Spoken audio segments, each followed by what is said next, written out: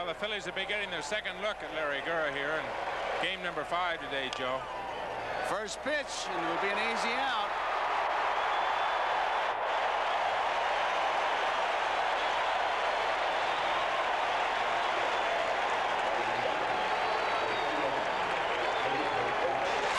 So many times is to try and get Larry Gura early before he settles down. I wonder if that's what Pete was thinking about, jumping on that first pitch. Little sinker ball.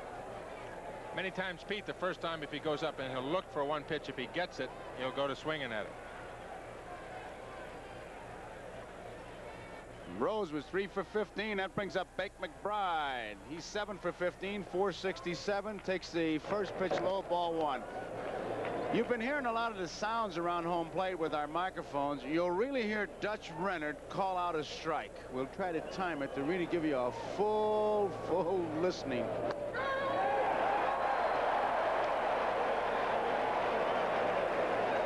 He's going to cut my work down in half. I'm going to listen to him. Dutch Rennert.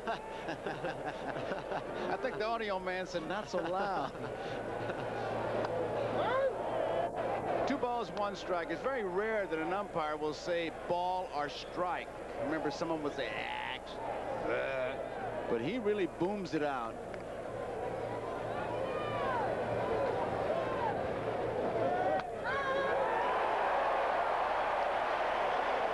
Two balls and 2 strikes. There's the NBC microphone. It's hung right over the screen way behind home plate. So you got to have some set of pipes to reach it that far. And he's having no problems, old Dutch. 2-2 pitch. Joe, you might recall the second last weekend of our Game of the Week season. Rennert was behind the plate in Philadelphia, and Bob Boone paid him the highest compliment I've ever heard paid a home plate umpire. Boone, he said the next day, I've never had an umpire behind home plate where I had to question one pitch. And with him, I had to question not one single pitch. He never missed one. Count remains full. 3 balls and 2 strikes. He reminds me so much of Al Barlick, who now supervises National League. You never had any problems listening to Barlick. You could be in St. Louis, you'd hear him in Springfield, Illinois, where he lives. 3 balls, 2 strikes, 1 out. We're just getting started. Nobody on. Fouled out of play. Tom, how about these shadows? Well, the shadows at home plate, Joe, definitely an advantage for the pitchers. You can see at the start of the inning, actually the shadows at the mound were right in Larry Gura's eyes, and they've gotten off of him. The sun is set behind us enough so he is in the shadows, but the shadows at home plate definitely be an advantage for the hitter. They seem to be right across the area, right across home plate right now. Bake McBride, 3-2. He's fouled off a couple of pitches. Center field, Amos Otis has plenty of room. 2 outs. You can see how Clint Hurdle came over from right field. The problem spots with the sun, not on that high one, but a ball hit to Otis's left. That'll be in right center field. He might have a problem. For Hurdle in right field, if he goes to the right field line, he'll have a problem at times. And in left field for Willie Wilson, if he goes toward the left field line, he might look right into the sun. So there are 2 outs. Nobody on. Mike Schmidt, the batter. Schmidt, 5 base hits, 14 times at bat, hitting .357. He has 1 home run.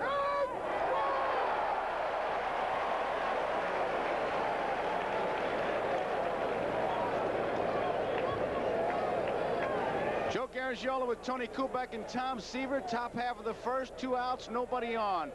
Mike Schmidt takes it inside. It's 1 ball and 1 strike. Pete Rose hit the first pitch right back to Gura. Easy out. McBride, 3-2 count, fouled off a couple, hit the ball to center field. A routine fly ball, 2 outs. And here's Schmidt. 1-1 the count. Fouled out of play, 1 ball, 2 strikes. Joe and Tom, we've talked as we look at your line score about the Royals being a better hitting ball club against right-handed pitching. Phillies are a better hitting ball club, I think, against left-handed pitching. If Gura has an advantage today, it's a gusting wind that is blowing from the left field corner to right. So Boone's ball got stopped by that wind, and the Wilson catch yesterday. It might stop some balls to left field today.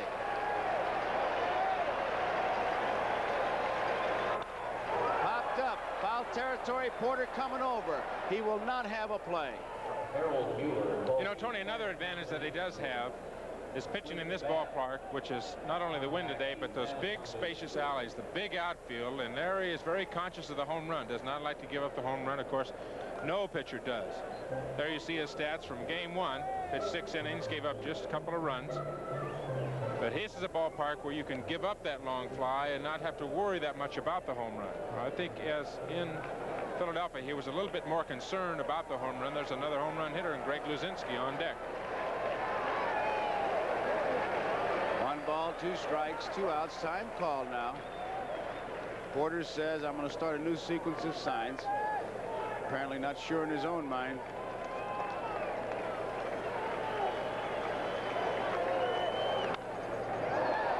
Left field, Willie Wilson says, I'll take it.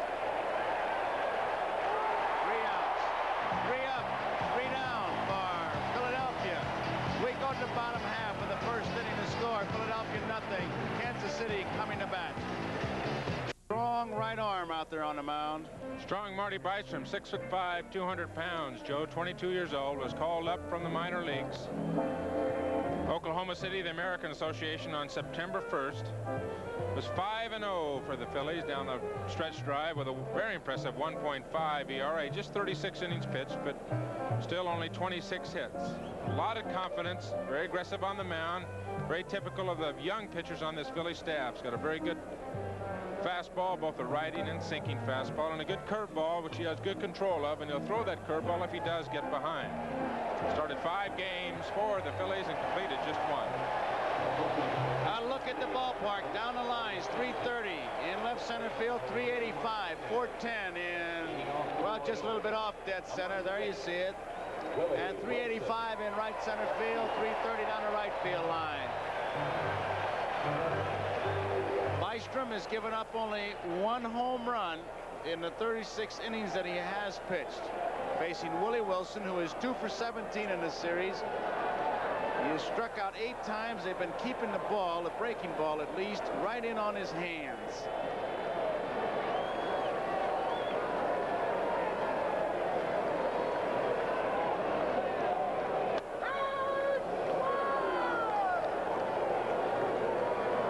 One strike, fastball. No score. Bottom of the first, nobody on.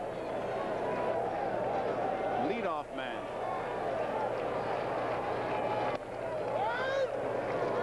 1-1.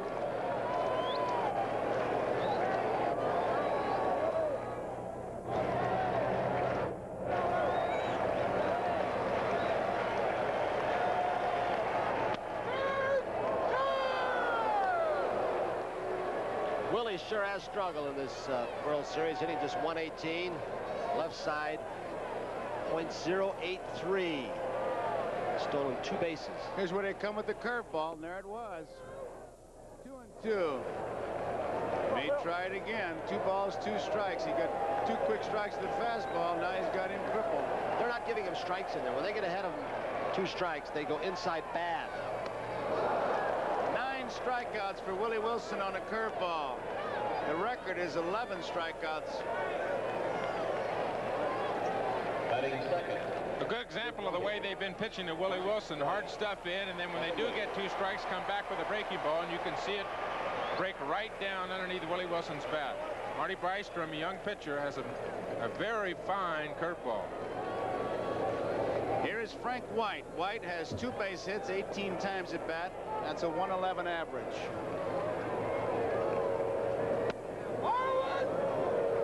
Ball 1. Bystrom, of course, started the last game of in the playoff series against the Astros. Kind of tough to have a young pitcher like that, but he was just as cool as a 10-year veteran. Out of play, 1-1. I talked to Herm Starrett before the game, talking about him, how he does keep his cool, how he does have good poise for a youngster. And they told him he was pitching before that game. He says, "Give me the ball. I've been waiting for you to give it to me for the last 7 days." He wanted to pitch that game.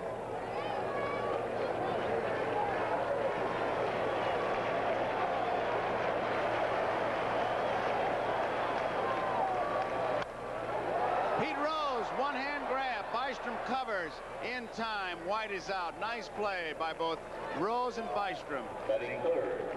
You know, one thing that's significant, I think, about Rose's play at first base, Joe, the way he has played down there on balls that have been hit to him, even though he has hit balls to him that he can get back to the bag and beat the run of the bag, he makes that pitcher come over to that bag. I've not seen him on a play like that go to the bag himself. And that forces that pitcher to hustle over to the base. A pitcher will never get lazy when it does that. Even if Pete is just a few feet off the bag, he seems to want that pitcher to come all the way to first base. So there are 2 away, and here is George Brett. Brett 6 for 15. That's a .400 average. He has 1 home run, 2 runs batted in.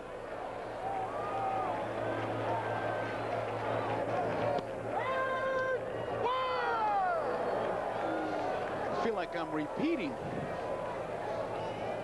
He makes those American League hitters who haven't heard him before, well, they jump a little bit. A little startling. He likes to put it on, Dutch Renner does. Any ball hit to right field in the air is going to get a lift from that wind blowing out to right field. 1 ball, 1 strike. As a catcher, you love to hear that. As a batter, you don't mind it until it's the 3rd strike. Then you'd like to take that bat and stifle him, the umpire. But it's not his fault. There's another base hit, so what's new? And that'll bring up Willie Aikens, and he should get a tremendous hand when he comes up.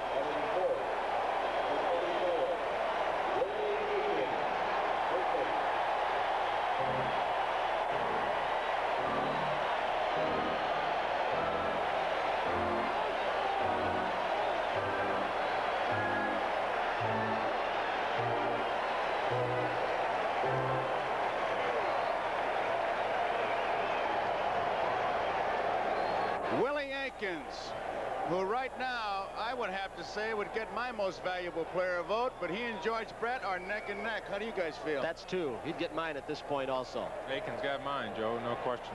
Well, let's settle that in a hurry. We've got a few games to go, though. Right. He's got 21 total bases, leads. He's got 8 runs batted in, leading everybody. He's got 5 runs scored.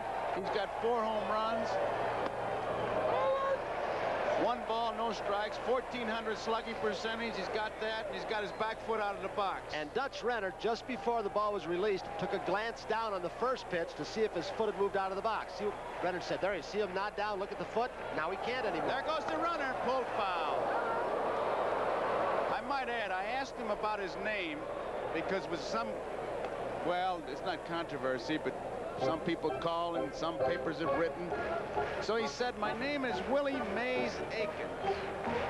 But when I play baseball and they announce me and when you fellas talk about me, I prefer Willie Aikens.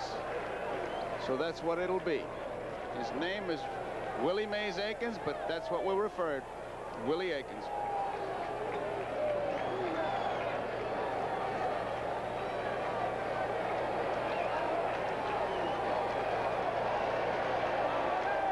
Ball, 1 strike, 2 outs. George Brett is on at first base. Outside. 2 balls and 1 strike. I think kind of a touching story as we look at this crowd here in Royal Stadium. Willie Mays Aikens had a speech impediment. Still does. A stutter. You may have heard him earlier today, but he was very shy, but he's overcome it. And this has really helped him, he said. It's really helped him to come out. He's had to do a lot of interviews, and he's really come out of the shell. I think it's great. That's why I think Mel Tillis, the country western star, he brings it out and he's working on it. There goes Brett. They're going to have a tough time getting him. They won't get him.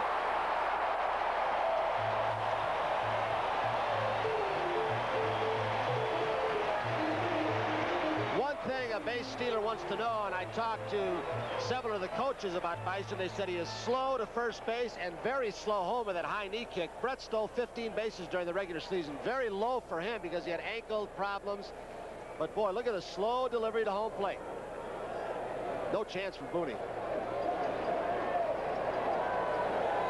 I counted the steps quickly on our replay. He had taken 3 steps as we look at this angle before Bystrom threw the ball.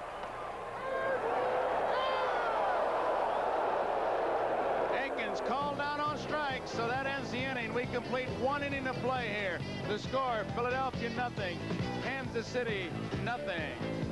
And 2 out. The defense looks like this behind Larry Gura. Willie Wilson, Amos Otis, Clint Hurdle from left to right, George Brett, UL Washington, Frank White, Aikens in the infield, Darrell Porter behind the plate, and Larry Gura. Here is Greg Luzinski. Luzinski playing left field. He was scheduled to be the DH, but Lonnie Smith, a jammed little finger from batting practice, swollen, couldn't play. Luzinski hits the first pitch foul, is strike one. So he's in left field. Moreland is the DH. Been a little bit of controversy swirling around this big guy. He was sick in Philadelphia, but said yesterday, at least was quoted in the paper, I wasn't sick, I could have played. Dallas Green told you, Tony, that he couldn't play or didn't play him because he was sick. So Luzinski said he was sick one day, that he was unable to play. 1 ball, 1 strike. He might have been sick of Green telling him he couldn't play. Well, you've got to figure that his bat's got to be in the lineup for this ball club. He's had some good years for them, not the last couple, but he did get 2 game-winning RBI hits, home run and double in the championship series. His bat is very valuable. 1 ball, 2 strikes. Of course, as everybody knows, as we look at Dallas Green, Luzinski is in the lineup for his bat. He's not what you would call a good outfielder, although much improved. 1 out. That is something you will see, I think, Gura do more of today. Go inside, as you talked about, this big ballpark. And with the wind gusting again, if he does make a mistake inside, that wind might hold the ball in. So he may challenge hitters a little bit more, go to a little more off-speed stuff at times, let the right-handers pull the ball more often. Here's Keith Moreland.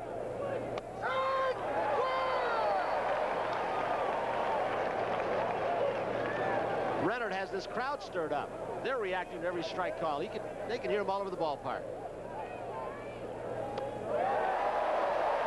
2 strikes, he turned over a screwball. Gura, remember in that second game, pitched 4 perfect innings. He retired the first 13 men that he faced. Didn't mean to swing, little looper. Hurdle is there. There are 2 outs. I'll not belabor the point, but Hurdle is having trouble with the sun. Gura's in the shadows. There's a strip of sunlight running across in front of the plate. Home plate is in shadows. So the hitters, the umpires, the players are having problems, and our video man must be going bonkers trying to balance the colors. You can see how bright it is out there, and now we go in the darkness. So guys, we appreciate your effort. And people need not adjust your set. It's just Mother Nature. Strike one. Joe, you can see it on the first 2 hitters in this inning. Luzinski just froze in a fastball inside. It looked like it was down. That's his pitch. And Moreland had a very weak swing. He waved at the ball that hit the right field. So the shadows are a factor for the hitters. 2 strikes. Tony, not only the shadows are a factor, but I think Larry Gura pitching, there's a good shot of the shadows and what we're talking about here at Royal Stadium. Gura pitching and mixing his pitches up more. And your point about him coming inside, he must come inside with his fastball from the end of the plate into these right-handed hitters. When he does that, he's going to make all his other pitches effective, just like the screwball that he threw or the changeup that he threw to Moreland, and then Moreland comes right back and swings at a bad pitch out of the strike zone. This little left-hander knows how to pitch. He has the 4 basic pitches, and when he's pitching well, he knows how to use them. Screwball outside. 2 balls and 2 strikes. He pitched 283 innings, and he only hit 5 people, and you know he's going inside a lot, so that's pretty good control.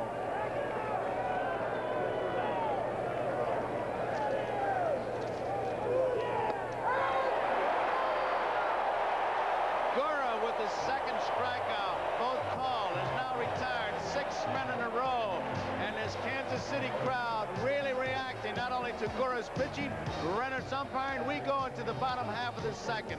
It's the Philadelphia Phillies and the Kansas City Royals. Nothing and nothing. And Luzinski in left, Maddox in center, McBride in right for the Phillies. Schmidt, Boa, Trio, and Rose around the infield, and Bob Boone behind the plate, and Marty Bystrom. Al McRae. 0-1. McRae hitting at .533. 8 base hits, 15 runs batted in. They're playing him in right center field. Ball 2. Kid on the mound. Without him, Dallas Green says the Phillies would not be in the World Series because he was 5-0 in September. Would have made the club in the spring, but he pulled a muscle. Off the leg. Trio's there. They're going to get him. It goes 1-4-3. McRae has 1 RBI, not 15, and he just got a base hit taken away from him. Batting sixth, number 26, Amos Otis. Bystrom still refuses to rub it. Tommy? Just like any young pitcher, you get behind a good hitter, and those good hitters are going to hit the ball hard. Hal McRae, of course, a 2-0 pitch and another line drive for him. Did that hit Ended up and out, did it though. hit the heel of his glove or hit his foot? Or the rubber? Looked to me like it might have hit him in the knee, inside of the knee or the heel of the glove. Here's Amos Otis. Otis, 9 base hits, 17 times at bat, a .529 average with 2 home runs and 6 runs batted in.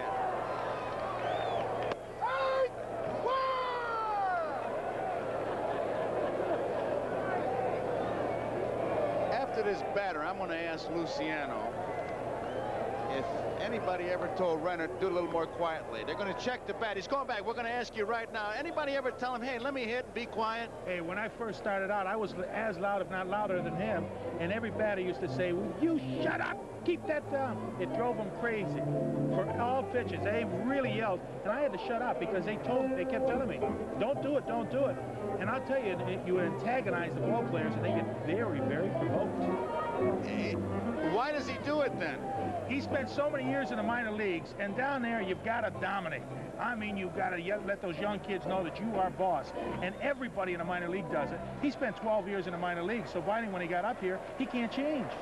He's entitled to it, 12 years in the minor leagues, but what do you mean in the minor leagues they dominate? You guys think you're dictators in the big leagues.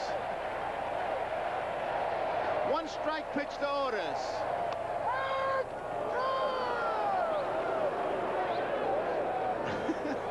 To laugh, thinking in the minor leagues there'd be 10-20 people in the stands. He must blow them out of the ballpark when he did that. 2-strike count on Amos Otis. No score, bottom of the second.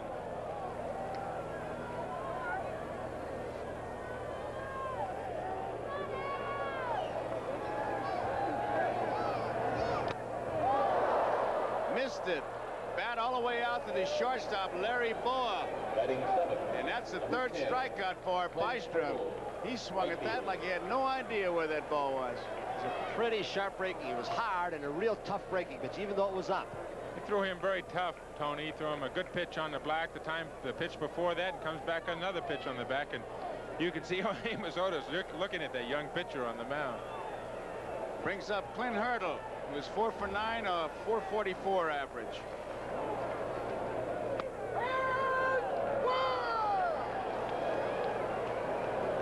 One strike.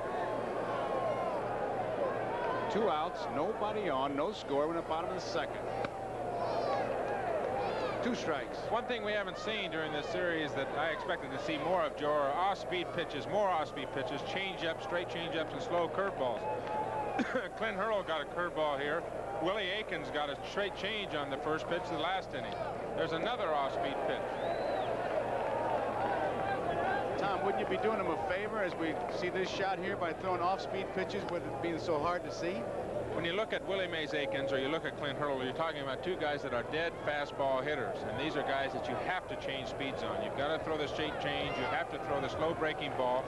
Not only is that a good pitch against them, it's going to help your fastball when you do throw it, especially if you have as good a fastball as Bystrom has.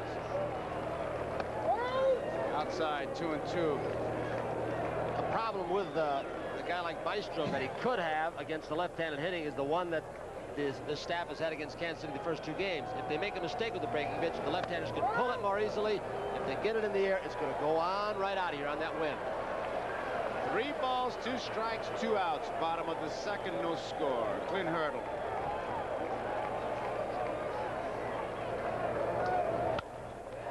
Larry Boa at short.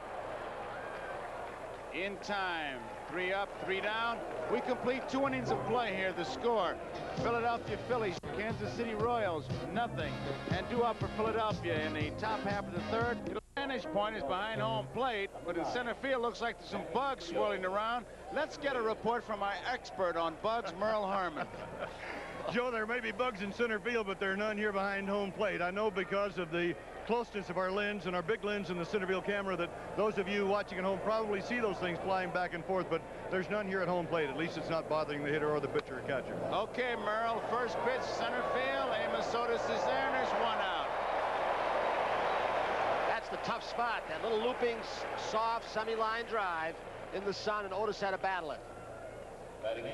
7 men in a row retired by Larry Gura. Brings up Larry Bowa. Bowa with 7 base hits in 16 times at bat, 438, no home runs, 2 runs batted in. And they play him on the line against right-hand. Well, he's batting right-handed.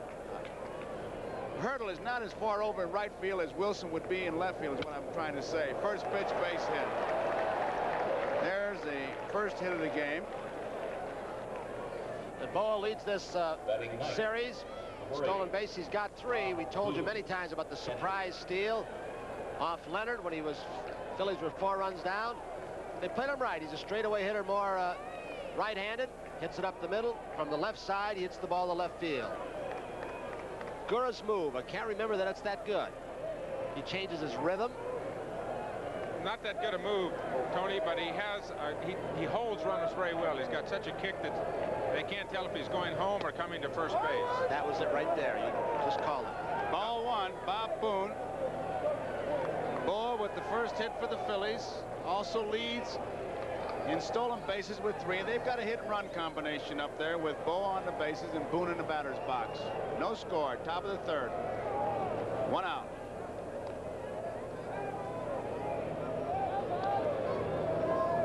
Boone could not believe that Willie Wilson caught that ball deep left center field last night, nor could anybody on the bench. 2 balls and no strikes, and could have gone farther.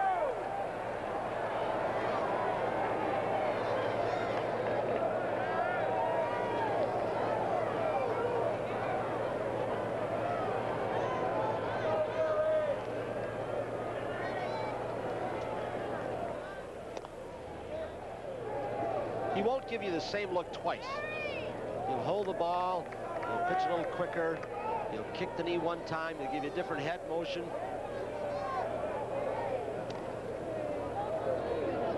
Ruben Amaro, the first base coach, is reading him. And he will relay information, sometimes call time and talk to his base stealer or base runner. Does it a lot with Lonnie Smith. There he goes. Swung on. Right field. Hard. Out goes White, makes the catch. They got a chance for a double play. It'll be an easy one. Bowa is doubled up.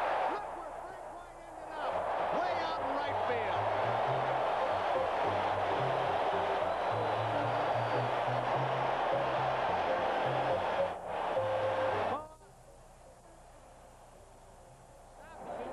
Second and first, and then he said there is no way he's going to get it. Then he took off again.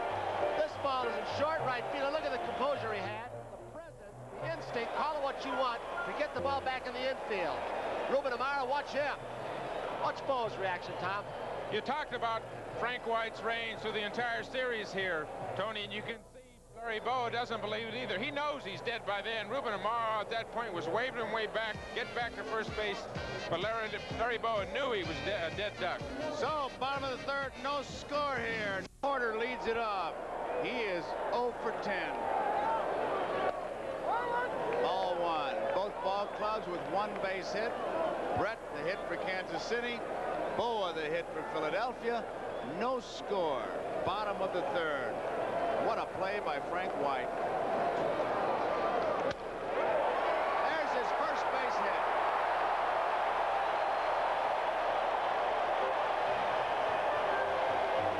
Darrell Porter had a pretty good streak during the summer, and he had a groove. Here's that swing at the base hit. Stayed right with it.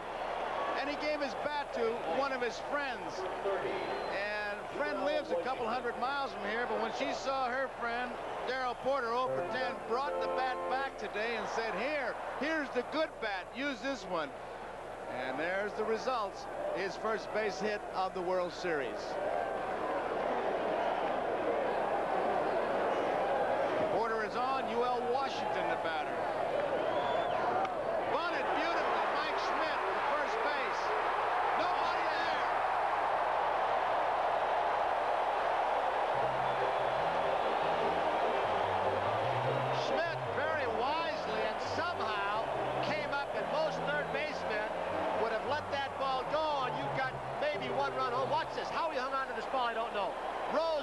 coming in for the bunt, which might have been a mistake, or you could blame Trio because he was bunting for a base hit.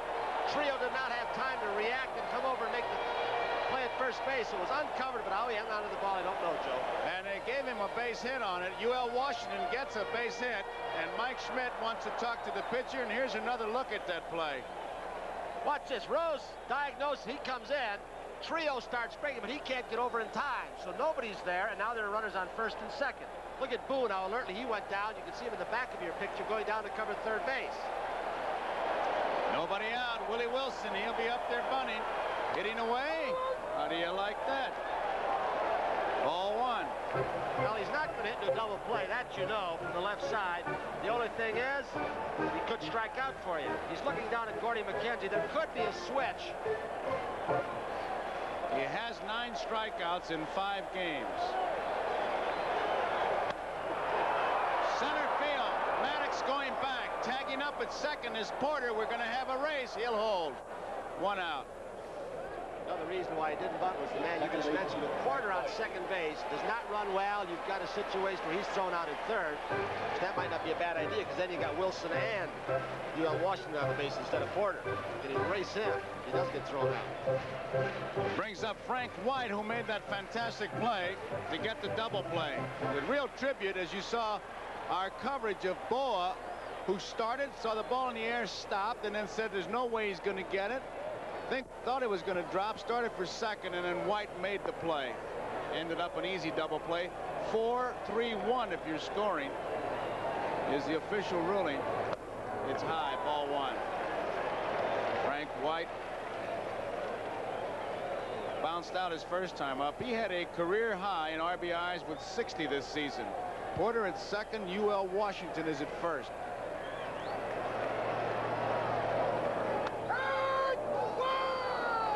Those shadows, Joe, have moved right into the pitcher's face. Marty Bystrom, when he comes to deliver the ball now, gets a good shot of sunshine right across his eyes as he delivers the ball. It's not really, I don't think, an effect, let's say, his control, but it could affect if he gets a line drive hit back at him. 1 ball and 2 strikes with 1 out. Bottom of the third, no score. There's a good shot of what that sunlight is doing. You can see how low he's wearing that cap.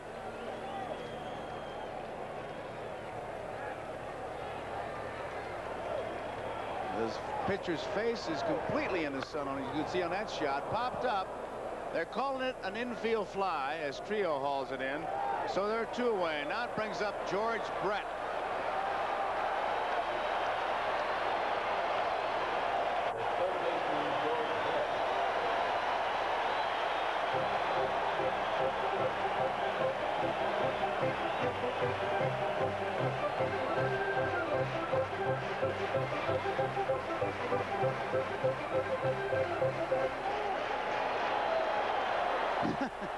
Crossed fingers by the Royals fans.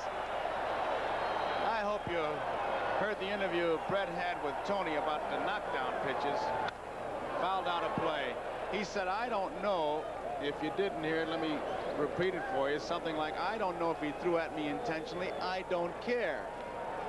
You're not supposed to be intimidated, and I'm not going to be intimidated by it. During the season, this man hit .437 against right-handed pitching. His power stats are a lot better. The All-Star game on, he hit .420 against everybody. Is that hot? He's tied for second in the league and runs batted in with 118. He and Ogilvie. Cecil Cooper led with 121. Up there now with Porter at second, UL Washington first, 2 outs. It's inside. It's 1 ball and 1 strike. Brett, incidentally, uses a very famous bat model. Pee Wee Reese told us, a T-85. Marv Throneberry's. Marvelous Marv's model. Well, Marv was like me. He didn't use it too much. He didn't get it damaged. A lot of hits in that bat.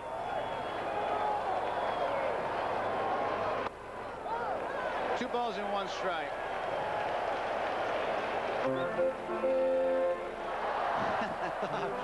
A George Brett fan. He can't wait to see what happens as we go to the handsome young George Brett. He's got it all going for him. Personality, Good looking and can hit. Bouncing ball. They're going to get out of it. Trio, big hop to Rose. So Bystrom pitches out of it. At the end of 3 complete innings, the score here in Kansas City. Philadelphia Phillies, nothing. Kansas City Royals, nothing. And due up. He'll lead it off. He hit the first pitch right back to Gura. It was an easy out. Pete is 3 for 16 in this series. Strike one. And Bretton Aikens at the corners for Kansas City looking for a bunt. Pete forces him in by faking. As you said, yes, he doesn't bunt a whole lot, though. Low and inside, 1-1. There's a shot of the corners. I tell you, Tony, in 14 years, I don't think I've ever seen Pete Rose bunt when he was hitting right-handed. It's outside. So what could happen there is Petey Rose Jr. Quite a show you did with him yesterday afternoon. That was a bunch of fun. You can tell the folks when we have time. He's something, I'll tell you that kid. 2-1 pitch. Outside, 3-1. Did his show with Harry Blackstone. Magician. And Petey Rose, there he is. Right back up to middle. Off the glove. White has it. It is in time.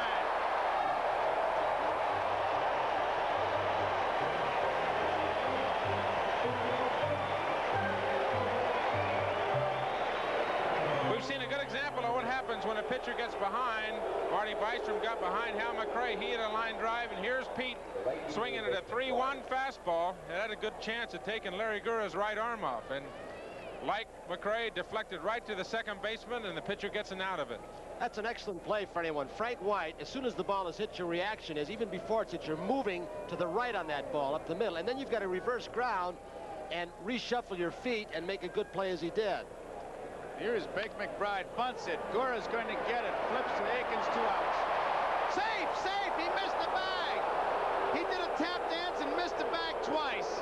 And the first base umpire, Nick Bremigan. Now Gura is checking. He's saying he got the corner. But you could see Aikens really doing a Fred Astaire down there and never could find the bag. Gura makes a good fielding play. He saw it coming, and this is a tough play for a left-hander, but watch the foot. He's looking down at his toe. Up. He knew he missed it the first time. What they're arguing is that he touched it before. Tie. We're going to ask Ron Luciano when we have a chance about those ties at first base. There's an old expression we use in our neighborhood, maybe in yours too, Joe, as we look at the play again. A tie goes to the runner. I don't know if that's true or not. No such thing as a tie, Tony. The rule book says if the ball beats you, you're out, and if you beat the ball, you're safe. No such thing as a tie. Outside ball. And hey, Ronnie, I just want to ask you, we always hear about you guys in your replays. You saw it on a replay. What'd you think? I thought it was a tie. Well, there's no such thing as a tie. No, I gotta say Nick Bremigan was right, because he was behind it and the front foot gets it, the foot closest to you. That's what they teach you in school. The foot closest to you, you give it to him. Strike one. 1 ball, 1 strike, meaning the foot closest to the umpire. That's right. And in that case, it wasn't Willie's. So Nick went against the rule book. Nice going, Nick. I thought I'd bring that up. The closest foot to him was Aikens, and he gave it to McBride. But then again, Luciano's favorite color is plaid. 1 ball, 1 strike, 1 out, no score. They've had a lot of bang-bang plays at first base. There was an error on Aikens. Give the assist to the pitcher. Error on Aikens, the official ruling. Nice play by Darrell Porter. Want to look at the ball now. 2 balls, 1 strike, 1 out.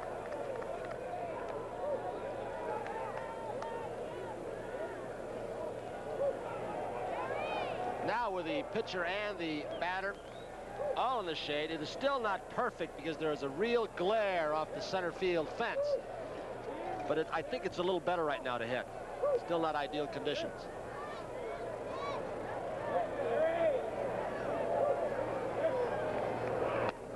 He didn't get it. 2 balls and 2 strikes.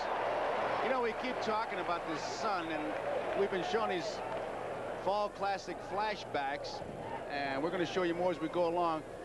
That sun coming across, I think, of Billy Lowe's. Remember, he lost a ground ball in the sun, he said.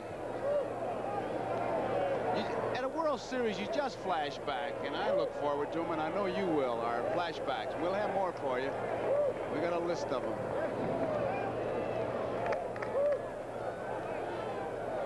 Two balls, two strikes, one out, no score. We're in the fourth.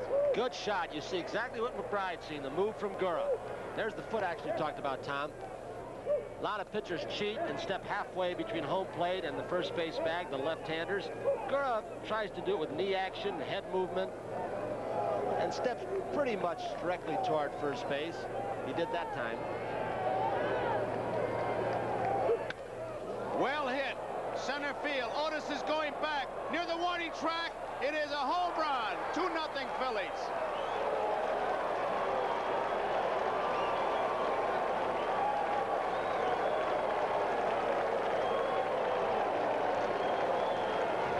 There are some Philly fans here, but right now, a little quiet here at Royal Stadium as Mike Schmidt hits his second home run of this series, and the Phillies lead 2-0. It's how Mike Schmidt talked about moving off the plate so he can extend those arms more. And the first pitch to him was inside.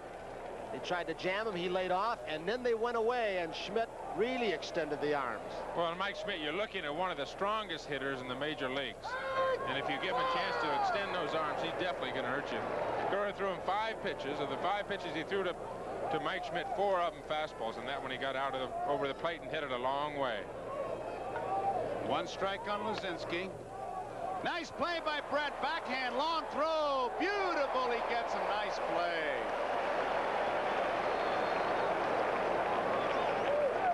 Well, we have seen some inconsistent play from both clubs, but we have seen plays like this also. The Frank Whites, the Willie Wilsons, Brett. We've seen Rose make some beauties. Maddox, a great catch against the wall in one of the first 2 games. Brett made it look easy. Oh, you get that nice hop. Look at him. Look at the movement. The first step, important, the crossover. He looked the ball right into his glove. Knew he had time because it was hit hard and Luzinski was running. Pretty to watch. Moreland didn't mean to swing down the right field line. Coming over fast, hurdle, and no one can get it. Strike 1. 2-0. The Phillies lead a 2-run homer by Mike Schmidt. So the error for Kansas City costly. We're off tomorrow, and then it's back to Philadelphia Tuesday night. We'll be on 8 o'clock Eastern time. Rich Gale for Kansas City, Carlton for the Philadelphia Phillies. Mike Schmidt with a 2-run home run. That's Gus Heffling, the man in the upright hand corner. The ball grows to Schmidt's left. This is Moreland, the DH. Turned over a pitch, took something off. Many times, Gura, when he takes something off that little sinker he throws, it will look almost like a screwball and move away from the right-handed hitter. Moreland in this case. 2 strikes with 2 outs. 2 strikes. 2 strikes, 2 outs, 2 runs in. Larry Gura against Keith Moreland. First 2 ball games in Philadelphia, the Phillies were really opportunists. They took advantage of all the mistakes of Kansas City and made their own breaks. They didn't in game 3 when they left 15 men on, but the errors you mentioned, they took advantage of today. George Brett makes the play. That ends the inning, but the Phillies pick up a lead 2-0 as we look at Frank White, who's made some great defensive plays. We've had some by Trio, which reminds me of your friend Bobby Richardson, who was in the ballpark today. Remember 1962 when McCovey hit the line drive? Listen to Mal Allen.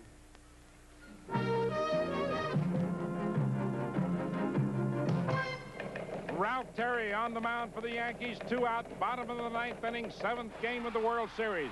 Willie McCovey at bat, runners on 2nd and 3rd. A line drive hit right at Bobby Richardson as he grabs it. The World Series is over in one of the most heart-thumping finishes in World Series history. 1-0 New York. The Yankees win the series 4-3. Fans love their Royals, and here is Willie Aikens. Slow curveball, a beauty. I think the Phillies have finally found out that Willie Aikens can hit the hard stuff. His 4 home runs have all been on fastballs and good hard sliders. And both times today he's been up, he's seen 2 off-speed pitches. There's another one. First time up, he got a good straight change. The first time up, this time he gets a slow curveball. I think he made believers out of them, but not till he got 4 home runs. There's another one. 3 off-speed pitches in a row, and it's 1 ball and 2 strikes. And there's a lady who, well, she's going to keep knitting while she roots for her Royals. Baseball fans come in all sizes and shapes. He didn't fool him that time. Base hit. He took it to the opposite field. Everything was off speed, and Willie said, I can hit that. You throw the rosin bag, I'll hit that. He got the ball upstairs, but I think the Phillies might be surprised because I've seen it before. He is a straightaway or left center field hitter. When you go off speed, he can pull the ball. Many guys who, as we look at him again, who hit the fastball or hard stuff almost straight away, they can wait a little bit longer for the breaking stuff. And he is a good hitter. He knows how to adjust, and if they keep doing that, he will adjust to that also. So Aikens is on, nobody out. Here's McRae, hit the ball hard his first time up, pulls it foul for strike 1, hit it off the pitcher, went to the second baseman. Trio made a good play. Aikens is now 8 for 17. Willie Aikens. We told you before that he came off severe knee surgery. They reconstructed his whole knee at the end of last year, and he had a very slow start, but when he started hitting, he tore this league apart with 98 runs batted in. 1 ball, 1 strike. No outs. Philadelphia 2, Royals nothing. We're in the 4th. An error on McBride and a home run by Schmidt, and the Phillies had 2 runs. High fly ball right field. Should be no problem.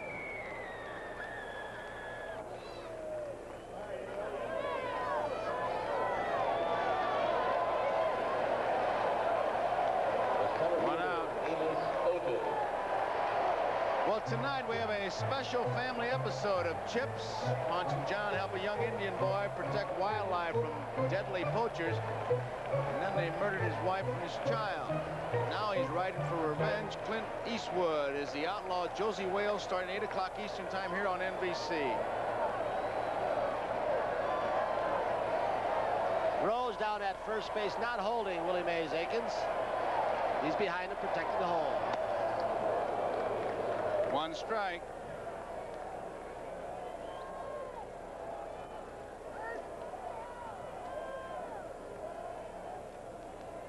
Check that baseball. Joe, there was another little bit of controversy about the pitcher on the mound just before the championship series and playoffs. He would not have been eligible for the championship series or the playoffs. They deactivated Lurch and Espinosa, and they were upset because they were with the club all year, and they had to appeal to the league president, commissioner, and he made Bystrom eligible. 2 strikes to count. The on-deck batter is Clint Hurdle. There he is. 1 man out. Otis was out on strikes his first time up.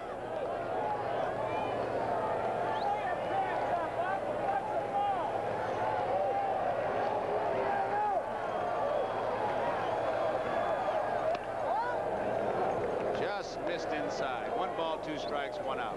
Tom, this kid, they always talk about a young kid who knows how to pitch. This kid has a command of that strike zone when he's in his groove. Very good command and control of his pitches, and he also is working with a very good catcher back there, a guy that knows how to call a game and will work both sides of the plate too. Bob Boone is very experienced and very knowledgeable on how to work his pitching staff.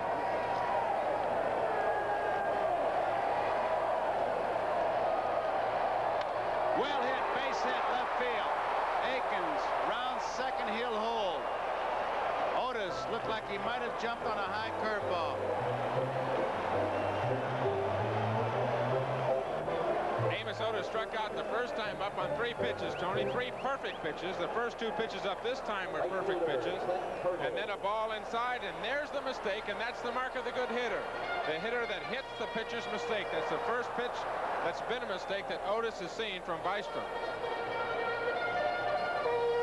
So the Royals have the tying runs on base. Aikens at second. Otis is at first. 1 man out. Hurdle pulls it foul. Strike 1, an off-speed pitch. I don't know if that's the scouting report or if Bystrom has developed a romance, because you pitchers, you do fall in love with the off-speed pitches. Well, it depends on who the hitter is. Joe, and I think the scouting report on Hurdle and Aikens are good dead fastball hitters.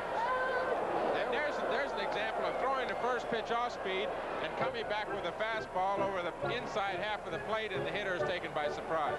That's pretty good pitching right there, and that's, I think a lot of it goes credit to the catcher behind the plate as well as the young pitcher on the mound. 2 strikes on Hurdle, 1 out. Tying runs are on. Aikens at second. Otis is at first. 2-0. Phillies lead. Bottom of the 4th. Outside. Booney is setting him up for something. That pitch is working. Wasn't that far off. He can go either way. He can go with a fastball or he can go with the off-speed pitch. Let's see what he does. Sophomore center field camera after the signs. Watch where he points when he wants the ball. Fastball inside. Looks like outside. Got him. You saw him shift outside if Hurdle was kind of looking or peeking, and then that target was inside. Booney does a good job, and Hurdle is out on strikes. Watch him now. See him go outside, but that ball, now he'll go back inside, because that's where he signaled. Good piece of catching. Sometimes that gets lost. That's a 4th strikeout for Bystrom. There are 2 outs. And here is Porter, who got his first base hit of the series his last time up. Strike 1. Aikens is at second. Otis is at first.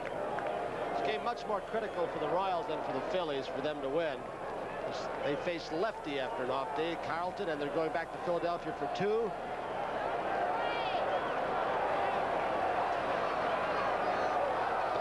Curveball misses. 1 ball and 1 strike. In fact, it goes right back to before this first game in Philadelphia. When you go into the away town in a short series, you want to come out of there with at least a split.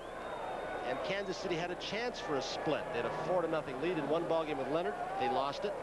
Green, Bobby Wine down in the left-hand corner, and Herm Starrett, the pitching coach.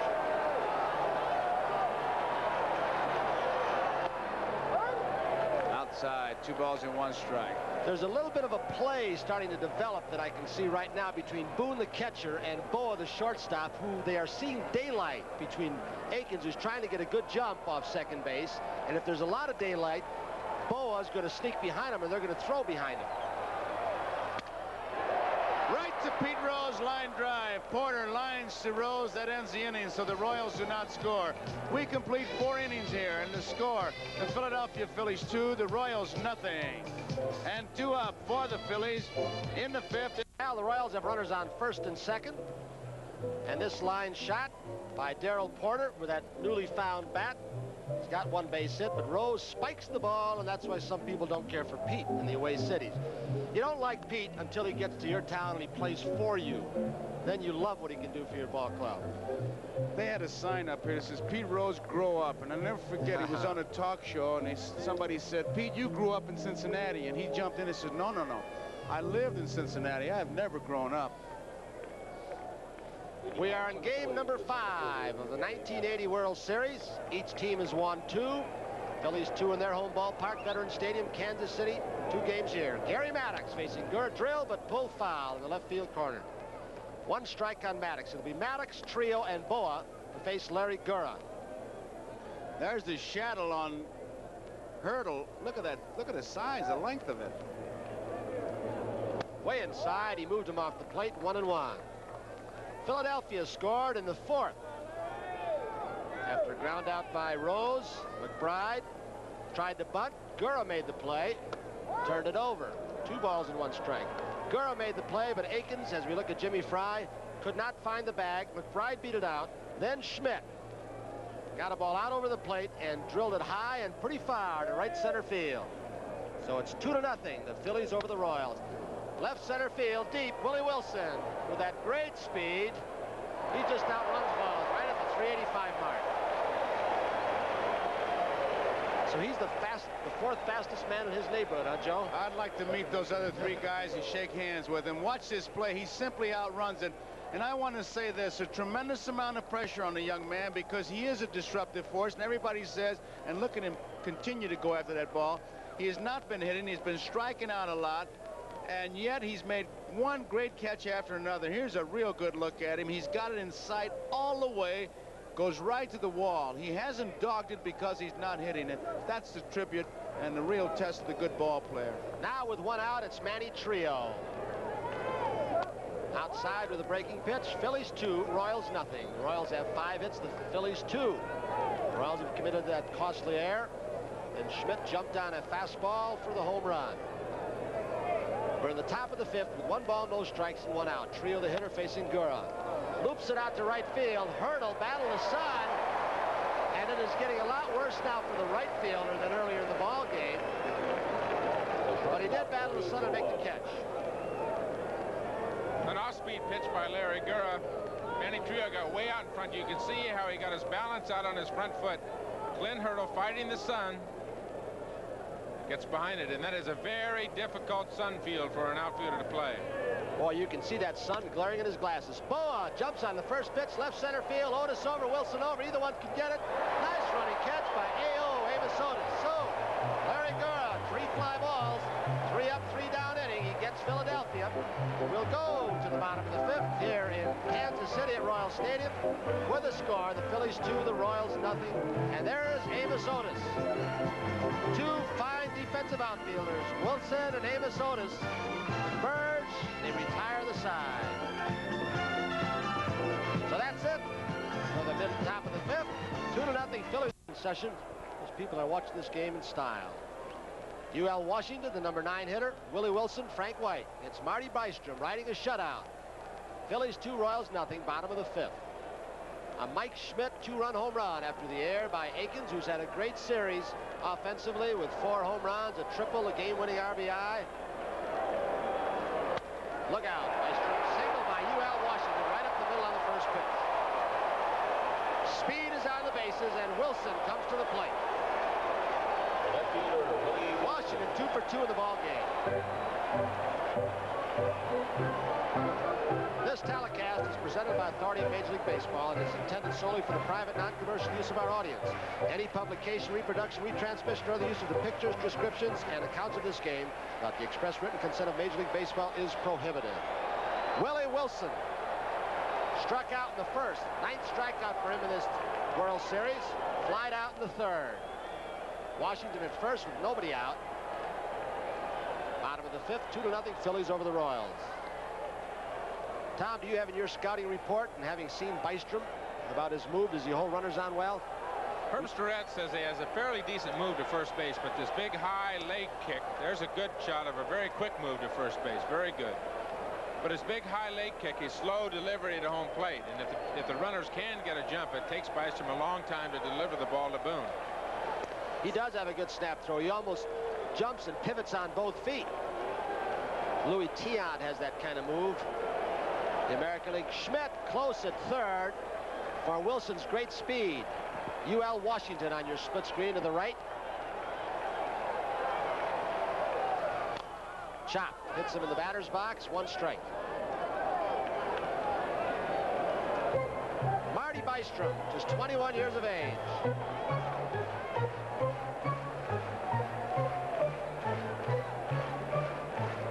Bystrom, a big man, 6'5", 200 pounds, just 22 years old. It's a very quick move, and you know, Ron Luciano, that almost could be considered a balk, it seems like, in the National League. Yes, that is a National League balk, but in the American League, that's not a balk. You're allowed to jump. And they're playing American League Park, so it cannot be called a balk. Which, I've got to wonder, if you're going to play one set of rules in the National, one set of rules in the American, what do you do in the World Series? We got a DH rule. We're playing in the American League Park, so we're using the American League rules. And that is not a balk. Well, it says you've got to step directly toward the bag to which you're going to throw it. He is stepping with his right foot first, and then you can't step directly to the bag with your right foot if you move it first. Anyway, 2 strikes on Wilson. Chop, it's going to be trouble. Schmidt makes it. Stop. He couldn't hold on. He might have had the force at second base. No chance for Wilson. He might have had a force on UL. UL also had a good jump, Tom. So, nobody out. 2 fast men on. Frank White coming up. I don't believe he'd had a chance at anybody, Tony. Willie Wilson, this is what he's been wanting to do the entire series. Just put the ball in play to the left side. Mike Schmidt went a long way to his left, but I still don't think he'd had a shot at UL Washington at second base. You can see the disgust of Schmidt, but he would have had to make an outstanding play with that speed on the bases. He ran a long way to try and flag it down, Joe.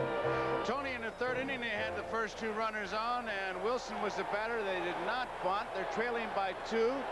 Nobody out. First 2 runners are on. Let's see how he plays it this time. I would think he'd be bunting right here. I think he has to bunt. Schmidt and Rose are charging. He squares around. He's got a perfect bunt. It's going to be trouble. Schmidt just gets him by a stride, and Trio has his foot stepped down at first base. But White does his job, advancing the runners to second and third. What a play by Schmidt. A perfect bunt by Frank White. Trio still hobbling around. He's got the ball as time is out. Won't know if he got kicked or stepped on. He makes Schmidt handle that ball. He got it by the pitcher, and I thought it might be a base hit too, and it was a do or die. And grammatically it's wrong, but effectively he'd do it. You've seen the Royals test Mike Schmidt at third base. He's made 2 fine plays. One here when he throws the ball, the play earlier in the game when he held on to it. Mike, for a big man, an outstanding third baseman. I'll tell you, he is something, and Frank White deadened that ball perfectly. Gets him by a full stride. Now it is George Brett. I'll tell you, the play that Schmidt knocked the ball down on Willie Wilson, that might have been a second and third situation, because Wilson, UL can run. He makes an outstanding play right here. But Brett, who was single to right in the first, stole a base, and grounded out on a good sinker from Bystrom in the third. Schmidt and Boone going to have a meeting. You have first base open, but the situation in the bunt is the big play right here so far, because Brett, first base is open, but you got your cleanup man coming up. It's 2-0. I think one thing here is that you have to find out exactly what you're going to do. I'm surprised that Herm Starrett or Dallas Green has not come out of the Philly dugout. So Bystrom knows exactly what he wants to do. You're either going to pitch to Brett or you're going to walk him. You're not going to pitch around him. He's too good a hitter to pitch around. You either go after him or you walk him and load the bases and go for a double play and get Akins up there. That's Akins on deck right now. I think one of the reasons neither came out from the dugout, they relayed some information through Boone and Schmidt, veterans who can handle the situation. They didn't want to waste a trip and then have to take him out the second. But now it's Brett with 2 men on. Phillies lead 2-0 at the bottom of the 5th.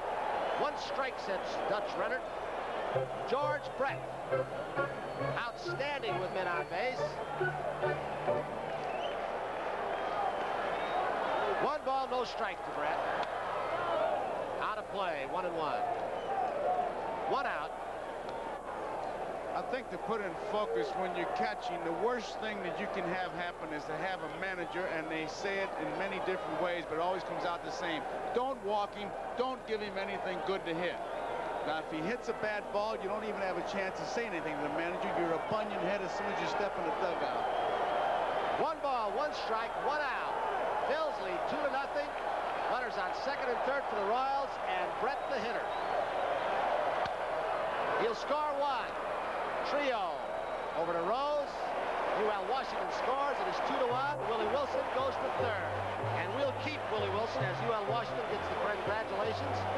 He started off this inning with a single up the middle. And now Bystrom will have to make a decision. Does he pitch from the stretch? Will Wilson destroy his concentration to the most important man, Willie Mays Akins, at home plate? Will he take his windup? RBI for Brett. First Royals run in game number 5.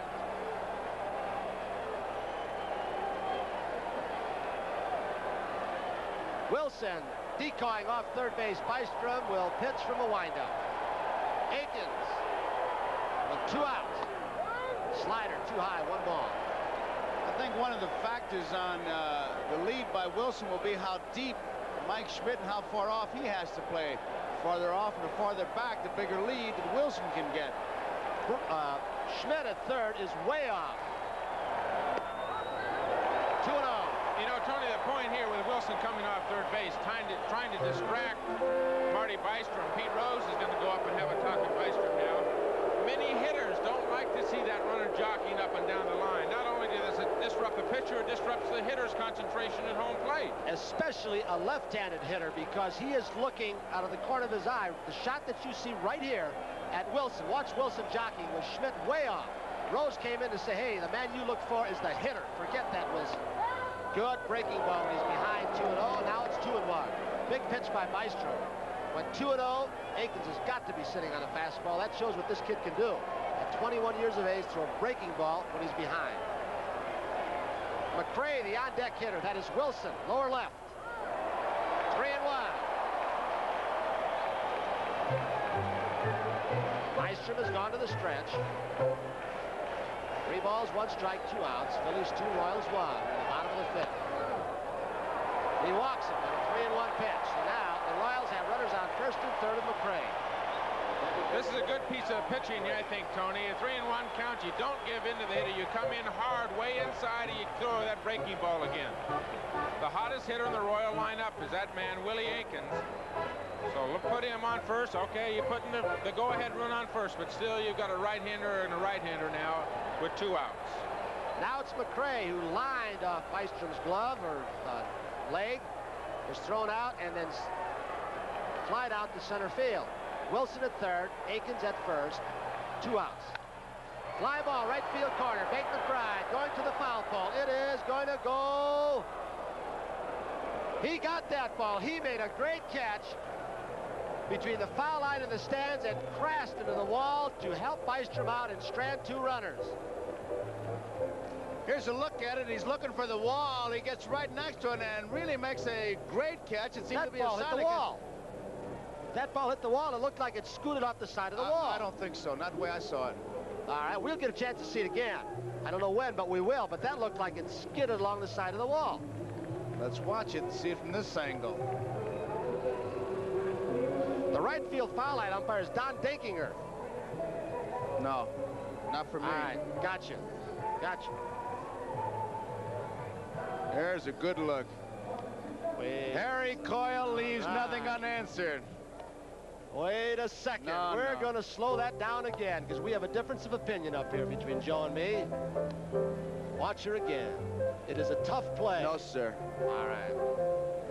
No, sir. Not for me. Well, we cannot tell by the replay because I still differ with you, Joe. I think it may have caught the wall, and I'm saying may have now. I'm listening. I'm watching that play right there, and for me, it didn't hit the wall. It hit in his glove, and he closed it. All right, regardless, McRae is retired. They strand 2.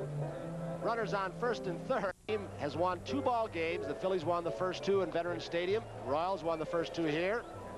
Right now, the Phillies have a 2-1 lead over the Royals as we go to the top of the 6th. A Mike Schmidt 2-run home run in the 4th. You saw the run a moment ago. Washington single to lead it off. Wilson single off Schmidt's glove. White sacrifice. Brett, a ground out, drove home the run. But then a fine catch by McBride in the right field corner. May have saved some more runs. Bob Boone, Pete Rose, Bate McBride. 1 strike to Boone. He into a double play in the 3rd. Breaking ball hit hard to right center field. Hurdle cuts it off, so Boone is held to a single. Now it'll be Pete Rose who has grounded out twice. First baseman Pete Rose.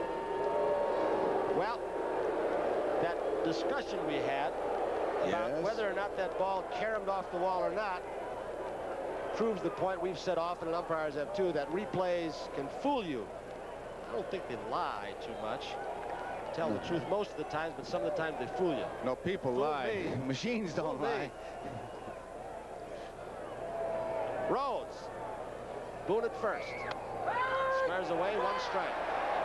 You know, I think it's interesting. I've talked to our director, Harry Coyle, about it on that play where you saw that little trailer on the ball because some of the lens speeds are not fast enough. Just saw the little white trailer on that thing, and it was deceiving. 1 strike to Rose. We're in the top of the 6th. Boone's at first. Gurr the pitcher.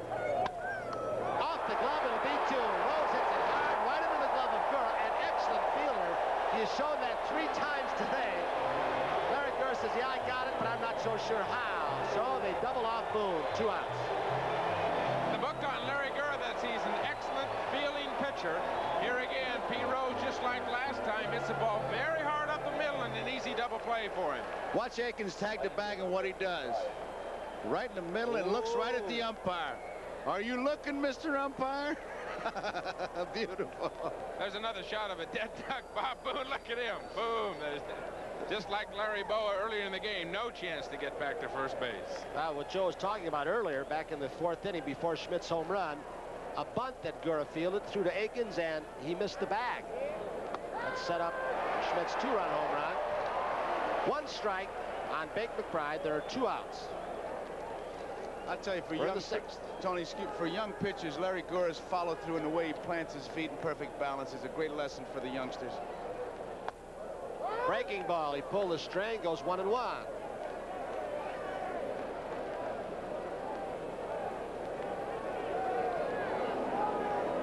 Larry Gura, he is a super athlete. Was a good swimmer, high school and college, Arizona State. Slider popped up, left side. Brett will be waved away. Look out! Willie Wilson came from left center field and almost ran UL Washington over. He really let out of speed that time. UL makes a nice play. They've got tremendous speed on this ball club, and you only refer to it as base runners, but on defense, look at this. UL makes the play. Right there is Willie Wilson, who could have made the play in the same way on a deep fly ball to left center field. Royal Stadium in the heartland of America. Kansas City. This World Series tied at 2 games apiece. Amos Otis, Clint Hurdle, Darrell Porter, bottom of the 6th. All the fans here, we hope you at home are enjoying this World Series. 2-1, Phillies over the Royals. Man you mentioned a while ago, Bobby Richardson in the ballpark, my former roommate. Otis has 10 hits. It is 3 short of Richardson's record of 13 in a 7-game series. Renner, 1 strike. Billy Martin in a 6-game series with the 53 Yankees had 12 base hits. Otis has had an excellent World Series thus far. Otis struck out, single left in the 4th, and a high breaking pitch. Otis takes a lot of time to get in the box, Tony. Gets out, fiddles with his feet, fiddles his gloves, makes sure his pine tar is right. There's no hurry to get in there and hit. 1 strike, Marty Bystrom. Breaking ball hit deep to left field. He hung a curveball. Lazinski is tied at 2.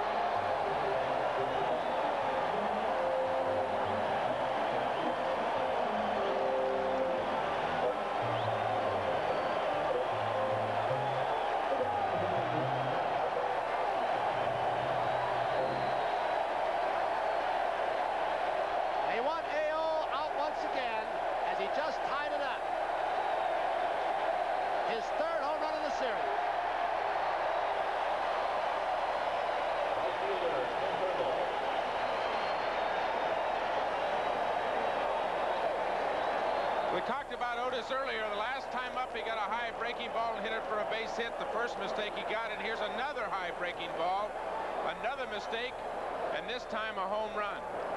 The mark of the good hitter is when he does not miss a mistake that the pitcher throws up there. Tom, the first part of the season coming off that finger injury that Otis had, there's the score, 2 apiece in the bottom of the 6th. He was missing those pitches. He couldn't hold on to the bat, but he finished off fairly strongly. He has 3 home runs in this World Series. There have been 11 hits. The Royals have hit 8. Drilled to right center field past Trio. So Hurdle is on.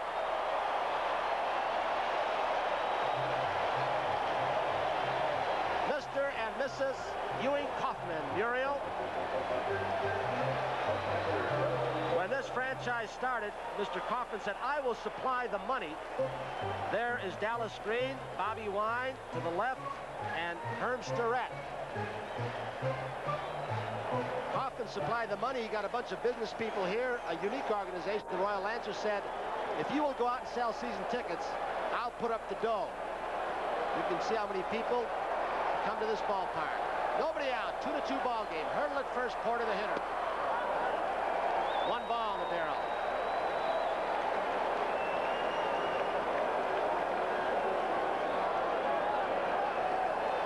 That imbalance in home runs, Tommy, and Philadelphia has some power hitters, but it is surprising to most. Snap throw that I think the Royals should be out homering the Phillies at this point. They haven't been a home run team all year long, the Royals. They've been an extra base team. They hit these alleys in this big park. Ground ball could be thrown. Hurdle is going to try for third. McBride's throw overthrows Boa. He is safe. Runners at first and third with nobody out.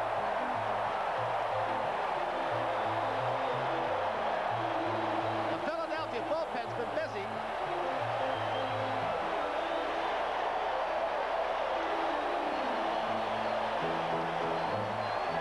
Here's the base hit to right field, and Hurdle sees it and judges Bake McBride as far as coming to the ball and makes up his own mind to go to third. It's closer than it really looks. Good decoy by Mike Schmidt. A good example of just following yesterday, Hal McRae, who was very aggressive on the bases, and Clint Hurdle takes it up right here, stretches all the way around to third base on the single for right field by Porter. Very good decoy by Schmidt at third base. He's very good at that. He'll wait till the last second to go get the ball. A lot of times base runners will look at that infielder's eyes to see which way that ball is coming and then slide towards his eyes in that direction. Bystrom is going to have to leave the game. Dallas Green is making a pitching change. Well, we're in the bottom of the sixth. We've got a 2-2 ball game. As Hurdle sprints for third. We're going to leave you for a moment with the score here at Royal Stadium. All tied up at 2.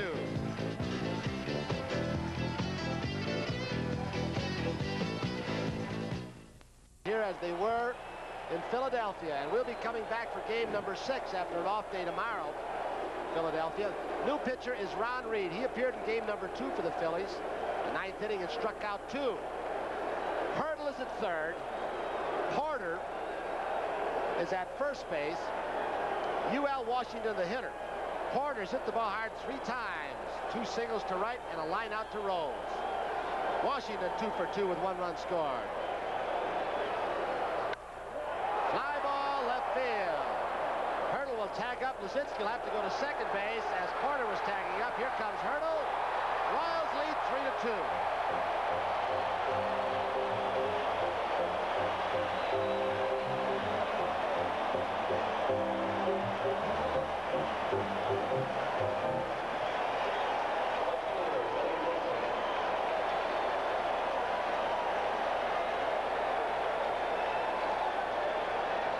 I think Clint Hurdle isn't charged up playing his first World Series, as most of these players are. Only 5 on both teams have World Series experience. Willie Wilson fakes a bunt.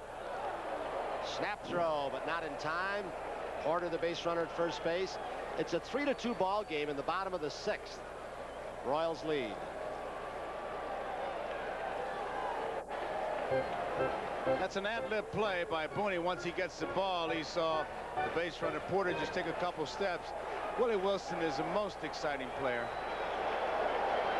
1 strike pitch. Deep to right field. McBride may not get it. It's over his head. He drilled it. Porter's going to try and score. Trios relay throw to home plate is in time. McBride off the fence. A beautiful throw with that strong arm by Trio. They get Porter. Thought they had no chance whatsoever, Joe. What a great throw. I was watching Porter coming around third at about, he lost the gas cap when he came around third, and Trio's strong arm, you just knew that he was going to get him, but Gordy McKenzie had him coming all the way. The relay is just a perfect play. Now watch him give it to Trio, who's really, I think, the best relay man I've ever seen. A strong throw. It's not even close. He could have done the same thing he did, come in nice and polite, but he came in a little bit harder. It's an easy out for Booney. Here he comes around third. Right here is about when the gas tank flew kind of empty. I'll tell you, he had Booney set up because Booney was going to block the plate. He had to go down for that short hop. Now it's White with 2 outs. Wilson will be stranded at second as he pops it foul to Schmidt. So Reed pitches out of it. Could have been trouble except for a great relay throw by Trio. Here he comes around third quarter. You remember in Philadelphia when he got in about the same situation, he kind of stopped and criticized for it, and rightly so. This time he went in as hard as he could, but same result, out. A couple of very exciting innings, but after 6 here in Royal Stadium, Kansas City, the Royals lead 3-2. We'll be back after these messages from your local station. Philly runs.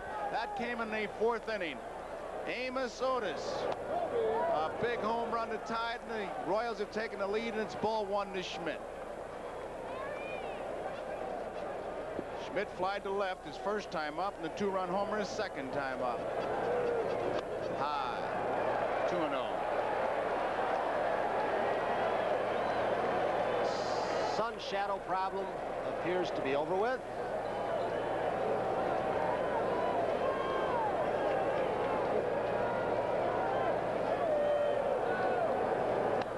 Foul straight back.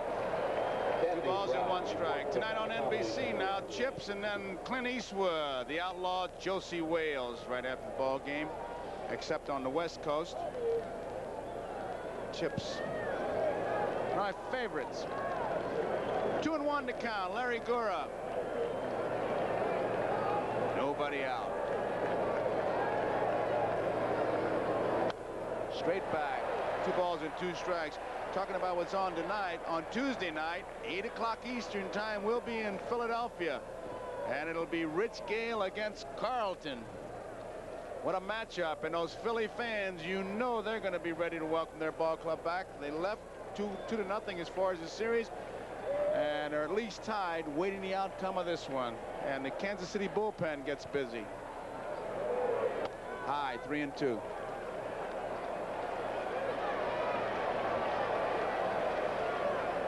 Schmidt. She saw her husband, Mike, give the Phillies a lead with a 2-0 home run, or 2-run home run back in the 4th inning.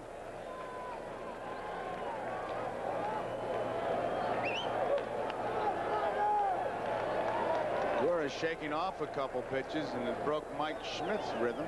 Interesting situation here. 1 run ahead, the 3-2 count. What's Gura going to throw? Is he going to go hard stuff or off speed? Looked like it was hard. Might have turned it over a little bit.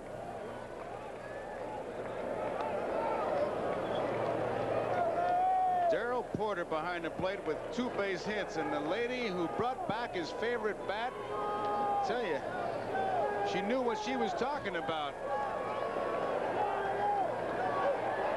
3-2 Royals lead, 7th inning.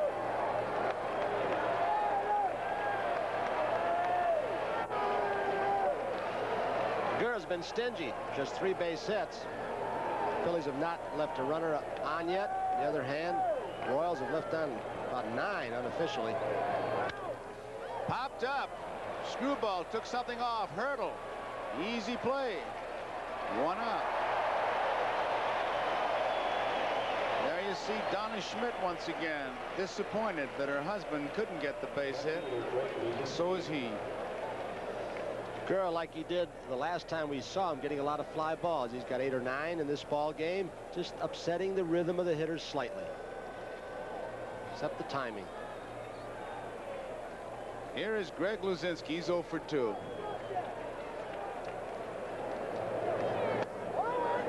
1 ball, 1 strike. There's so many things they say in baseball that make absolutely no sense, and then there are some that make so much sense. Don't be in a hurry to lose. Be in a hurry to win, which simply means set your own pace. And that's what Gura is doing. 1-1 to count on Luzinski. Tom, are there certain hitters that you pitch to that you know do not like to wait, and so you might change your pattern to them? Do you go into that deeply? You know, one of the great hitters that was like that was Henry Aaron. He hated it when a pitcher fiddled around on the mound. Hated that. I wanted you to get up there just the way Steve Carlton pitches. Get up and pitch, and that's the way Aaron liked to hit. Just like a hitter will try to upset a pitcher, the pitcher can upset a hitter by ruining his timing as well. 2-1 pitch. 3-1. I tell you, there are about 700 plus times that you guys really got him mad. I got him mad a few times, yeah. I think I got him mad about 7 times in my career, Joe. 3 balls and 1 strike. He touched a lot of people for home runs, Hammer and Hank. Here's Luzinski.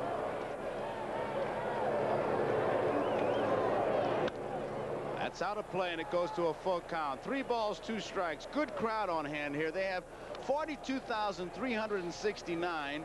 They have 42,363 yesterday, 42,380, and this park is listed as only holding 40,628.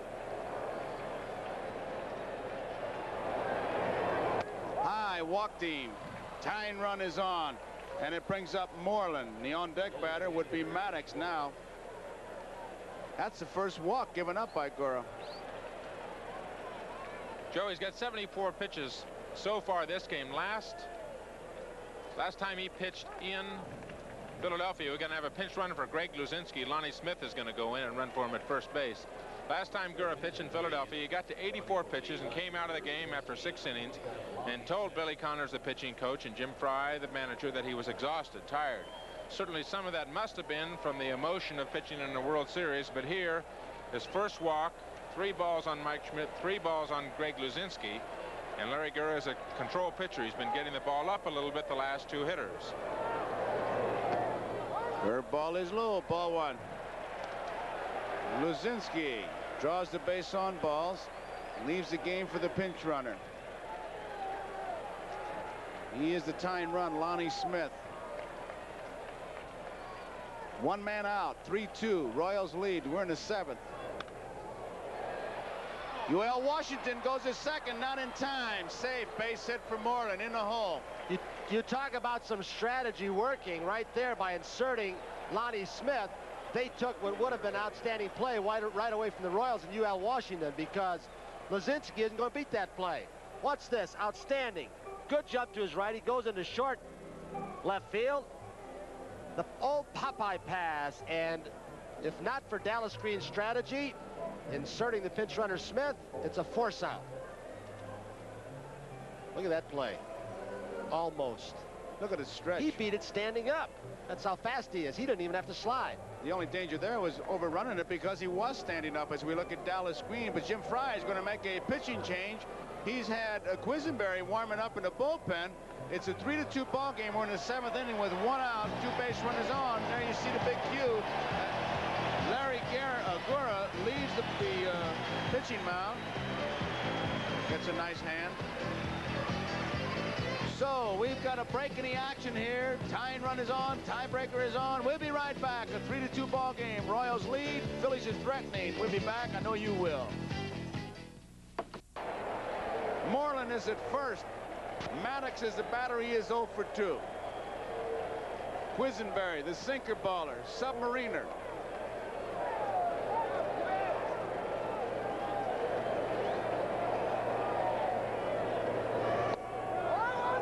Ball 1. Top of the 7th, 3-2. There you see the runners, Smith and Moreland. The on-deck batter is Manny Trio. 1 out.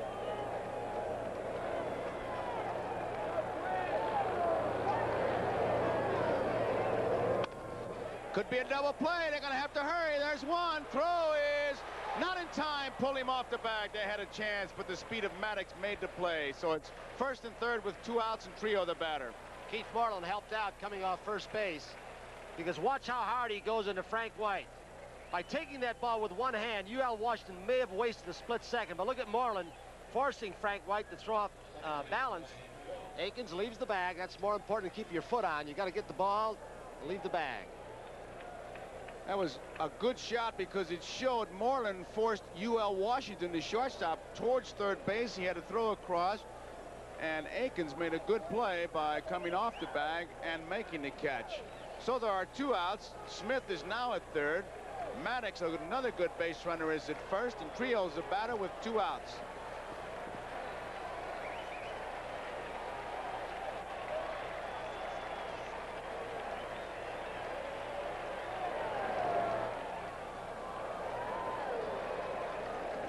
Fake the 3rd and maybe get the guy at 1st, but nothing happened.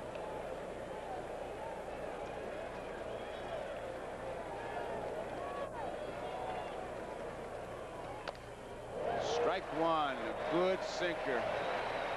Lonnie Smith at 3rd. Maddox is at 1st. 2 outs, 7th inning. Kansas City leading 3-2. This is game 5. We're tied at 2 apiece. Quisenberry has been in every game in this World Series.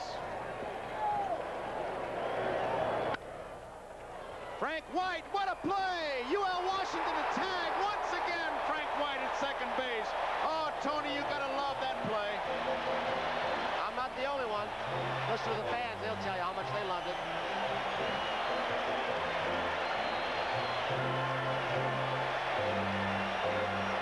It's first and third.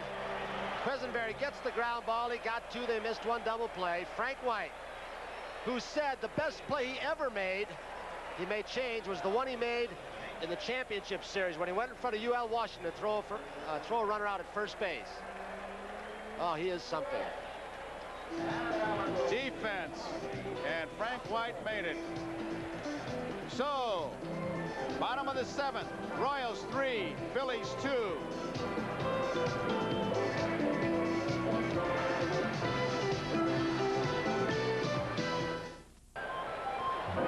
And the new pitcher is Tug McGraw. Don't forget, Tuesday night we'll be back in Philadelphia. Carlton for the Phillies, Gale for Kansas City.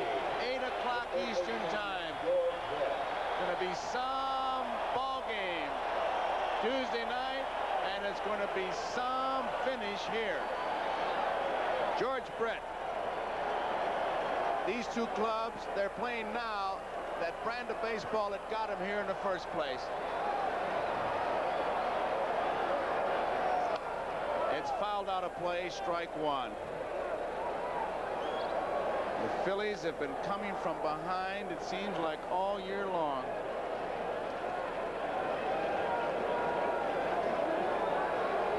Tug McGraw has been a busy man this month.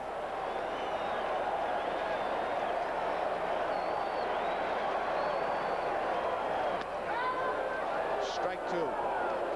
Brett, we told you earlier, against right-handed pitching during the year was .437, left-handed pitcher .318, and that's his lifetime batting average, .318 over his 7-year major league career. Aikens, the on-deck batter. 1 ball, 2 strikes.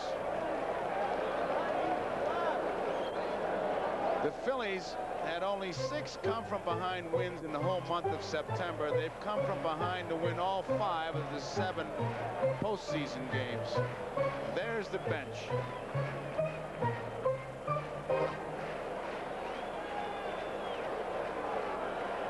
One ball, 2 strikes. George Brett, Kansas City 3, Philadelphia 2. We're in the bottom of the 7th.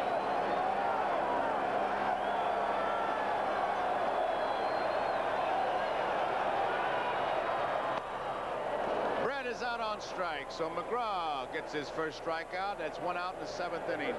Brings up Willie Aikens. That's not easy. He struck out just 22 times during the regular season, so he is not easy to strike out, Tom. Tug McGraw has such a variety of pitches, though, Tony. Inside, outside, slider, curveball, screwball. And Tugger, in his 15th year in the big leagues, can still pop the ball pretty good at times. Threw the ball right by Brett and got it on the outside corner. Willie Aikens struck out in the 1st inning. He singled to center field in the 4th, and he walked in the 5th. On his toe with that front foot. Low, ball 1. Started getting on that toe on his front foot. Aikens did about 6 weeks ago, I was told yesterday, behind the batting cage during batting practice, and has been on a tear since. There you can see Dutch Renner establishing the back of the batting box, the rear of the batting box again. He's got no problem. He just goes to Bill Kunkel and says, let me have the tape measure there, Willie. There's that toe. What a stance. Curveball is inside, Renner says. When they get on the front, the toe of the front foot, usually the expression used is keep your weight back, and that's a misnomer in baseball. A lot of guys hit off their front foot. Great hitters. Didn't get it. 2 balls and 1 strike. Whitfield really gets on his toe from the Giants. The other night, Tug McGraw got behind Willie Aikens, threw him a fastball, and Aikens hit it for a game-winning hit up the left center field alley here, 2-0. And he gets a curveball. Tug didn't give in to him. Strike 2. Aikens against left-handers, a 199 average. 6 home runs and 24 runs batted in against right-handers, 323. I would guess you're going to get a couple of breaking balls in this situation, even if Tug misses with a 2-2 pitch. Screwball. He's strike called by the third base umpire. Now Aikens wants to talk to him, and Bill Kunkel says go back. Oh, Here this comes is Jim Fry. Aikens had words on the pitch before with Rennert. I've never seen a hitter go down that far and challenge a third base umpire on an appeal call. Ronnie, we'll let you take over on this. What's going on? I'll tell you, Willie's just, I don't know if he went too far. We can see on a replay. Oh, yeah, he went out, way out in front. Bill Kunkel had it right. Willie's just so high-strung. Kunkel, it's a close call, and what are you going to do? You got to make it one way or the other, and Billy said one way. I thought it was great of Billy not to come down and argue with him, because Billy Kunkel could have come halfway down the line, and we would have really had a one-on-one. I never thought I'd hear an umpire ask for a replay on television. That's a World Series first. Let me see the replay, the big umpire says. 1 ball and 1 strike. But that was a good call, Ron. You made a good point, too. There's Aikens. He is still upset. McRae, nobody will get this one. It'll be extra bases. Down into the corner. Lonnie Smith up with it. McRae stops at second. He has himself another double. You remember yesterday, McRae had 2 doubles. He's got another one today. And his bat starting to go a little bit is very important when they go back to Philadelphia. As we look at the screwball he hits in the corner, not hit well, but they were playing him off the line. Lonnie Smith was. It's important because we're going to face a left-handed pitcher, and his bat becomes very important against left-handed pitching, especially a great pitcher like Carlton. You hear the crowd for Amos Otis. We talked about the most valuable player, the race being between Aikens and Brett. You better put this fella in there, too. He has had some series. He has 11 hits, 2 short of Bobby Richardson's record of 13. They're going to put him on. Hal McRae was on at second base with the double, had 30 or more doubles for his 7th consecutive season with Kansas City, and a career high of 54 and 77. Back to 1980, he was 4th in the American League with 39 doubles. Yount led with 49. And there's Clint Hurdle. Otis with 7 runs batted in now. He's second to Willie Aikens as we look at the Phillies bench. I might add, with Hurdle coming up, watching McGraw throw that screwball to Aikens in the 46 World Series. One of the real effective pitchers was Harry Burkeen. It was a series I was in with the Cardinals, and his effective pitch against the left-hand hitters and against Ted Williams was a screwball, which is a bit unusual, left-hander against left-hander. We're going to have a pinch hitter, though. Cardinal is coming out. Jose Cardinal.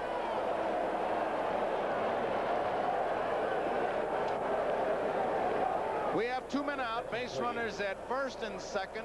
Royals are leading 3-2. We're in the 7th inning. Cardinal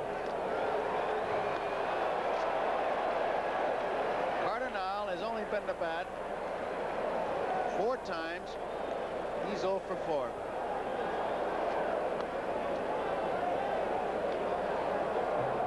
Both managers are playing percentage baseball here. Of course, to walk Amos Otis is to get the left-hander against a left-handed hitter, and now the...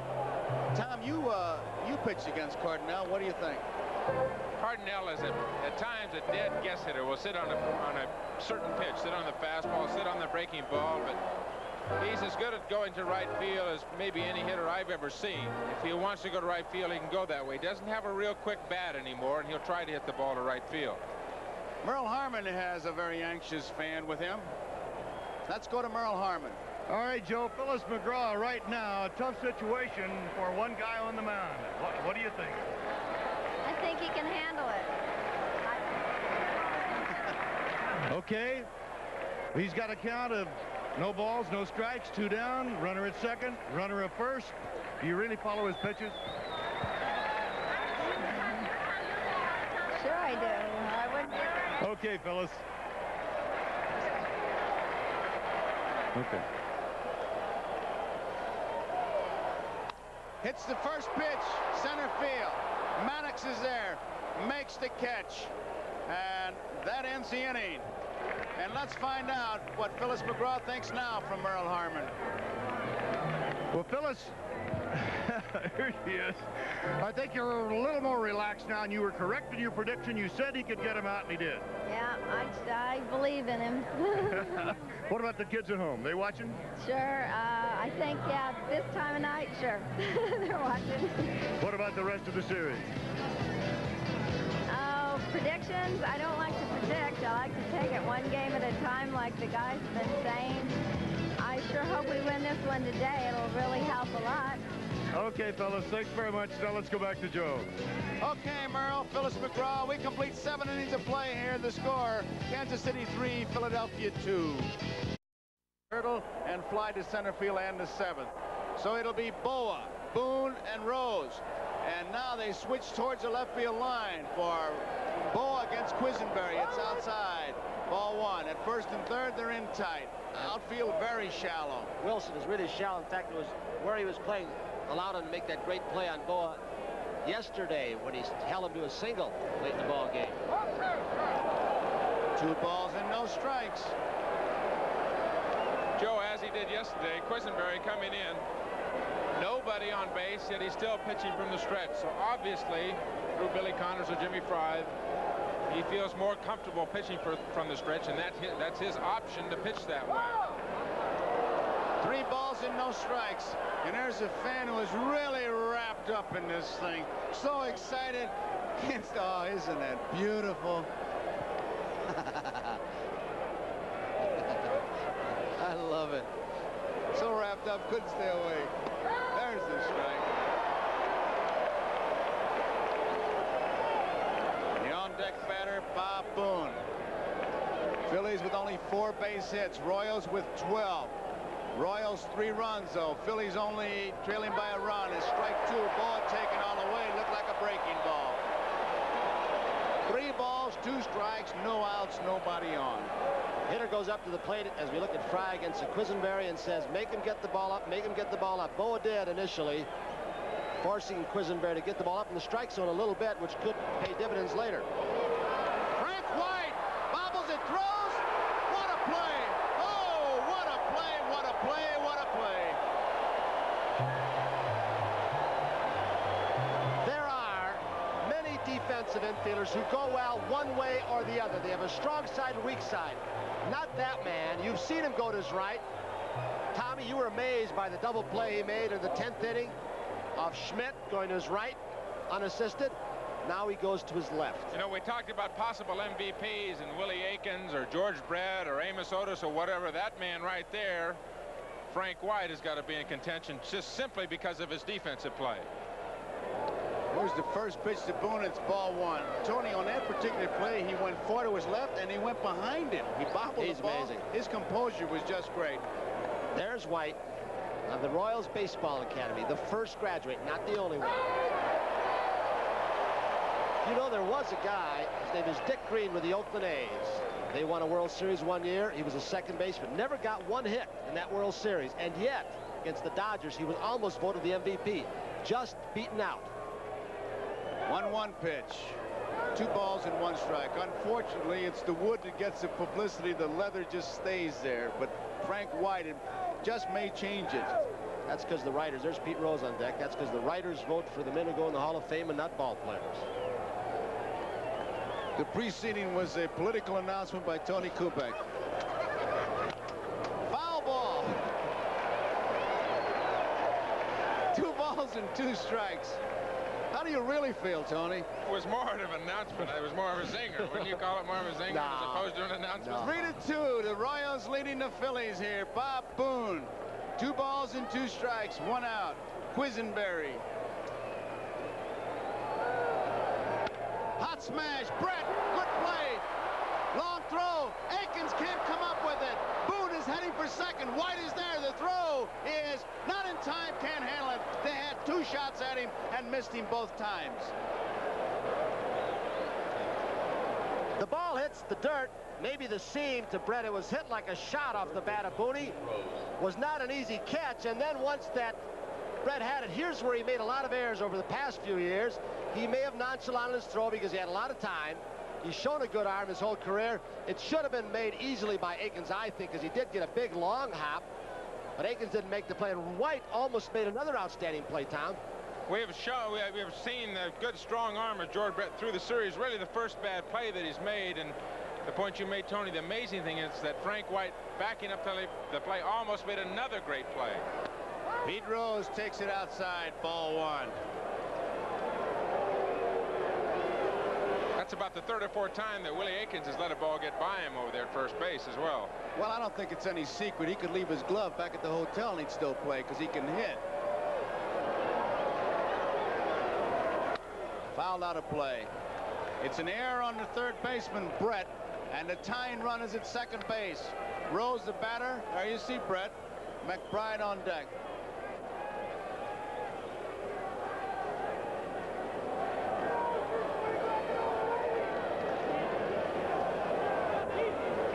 Rose bounced out twice, lined hard to Gura in the 6th, robbed of a base hit.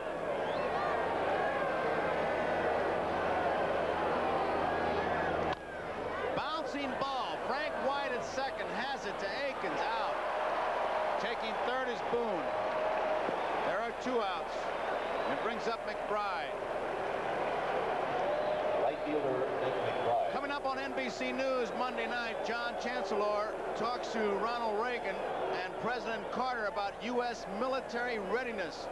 And then next Friday, NBC Magazine with David Brinkley gets an exclusive interview with James Cagney. While you're reading that, Joe, Frank White went all the way over to first baseman. There's Boone on third. First baseman Akins to say, look it, be aware of a bunt. He also yelled in to Quisenberry, you get over if he bunts to try and score that runner. The runner is Boone at third. Strike 1. McBride hit on a play earlier. There it is with runners on first and third for the Royals off the bat of Hal McRae. Did it or did it not hit the wall? I still think it might have grazed it. I say in his glove. What do you say at home? Tap foul. 2 strikes. Well, I'll tell you something. We've been listening to Dutch Rennert, but if he gets a strike, Dutch Rennert will be drowned out by this crowd. They're on every pitch, much like the Philly fans. We're in Philadelphia and will be Tuesday night when we're there. Gale against Carlton, 8 o'clock Eastern time. Get ready. Make your plans. It's going to be a good shootout. There he is on deck, Mike Schmidt.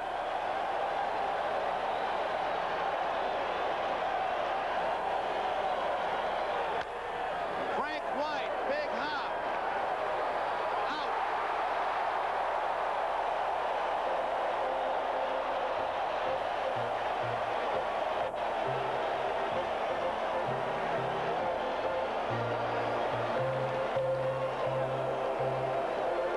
So we go to bottom of the 8th, 3-2, Royals lead, and 2 up for the Royals in the 8th inning. It'll be Deborah brought the bat back. Darrell Porter had not had a base hit. He has 2 up in the day. This one is a bouncing ball. The trio bobbles it, but he'll get him with that arm. 1 out. And the Kansas City bullpen is busy. Shortstop, UL Washington. Tonight, we got a special family episode of Chips, and then big stars. We look at Rennie Martin loosening up. Clint Eastwood, and if you're a Clint Eastwood fan, and who isn't, it's the outlaw Josie Wales right after the ball game, except on the West Coast. And of course, when I say that, it'll be seen at its regular time on the West Coast.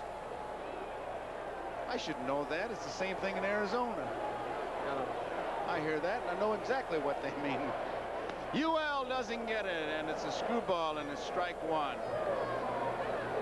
He has great motion on that screwball, Tom. Sometimes, I guess he uses that as changeup. He throws 2 different kinds of screwball. One that goes down that we've seen in this series, and that one that he really pulls the string.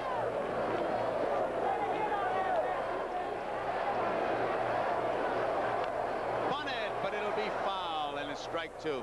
One of the great things about watching McGraw pitch Tony, is that he has the same release point for all his pitches. He gets his hand up there above his head, and it's not to the last minute until he turns it, his wrist inboard or outboard for a curveball, slider, or fastball, and outboard for the screwball. It's amazing to see a pitcher with so many pitches, let's say the changeup, fastball, slider, curveball, screwball, and they all come out of the same spot when he's throwing. 3-2. We're in the bottom of the 8th, looking ahead to the 9th for the Phillies.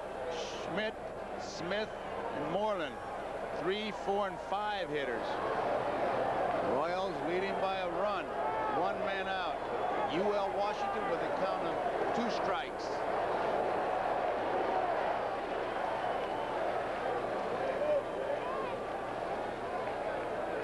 What an unpredictable series. That first game, Bob Walk pitched. They said, well, they're buying time. He ends up winning it. Steve Carlton was supposed to blow him out. He hung on. They won it and moved to Kansas City. And there's the grip.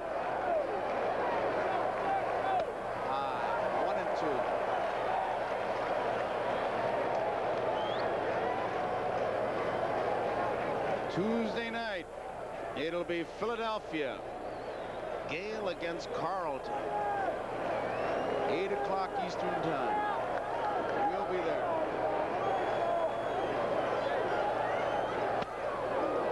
He's out on strikes. McGraw gets his 3rd strikeout. I don't have to tell you what happens. If the Royals win, they're leading by 1. Going back, the Phillies would have to win 2. Done that before, haven't they? A lot of times. And that's what the Royals kept saying, but I kept saying, yeah, I know, you lose the first 2, you say that's like whistling past the cemetery. But here they've come back 1-2 and leading here in his 3rd one here at home. Willie Wilson. Wouldn't bet against lefty in game 6 in any ballpark. Maybe as great a pitcher as there is in baseball today. Wilson, ball 1.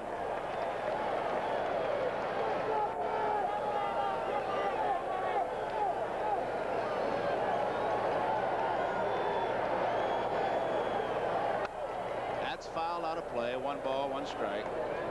McGraw is a real stickler for mechanics. Works on his mechanics all the time, getting down to bend his left leg and bend his front leg and get through to make sure that that arm comes through in the same spot. Real studier of pitching. They're going to have a tough play. They get him. What a play by McGraw. Look at him. He is really a hyper young man. Look at him.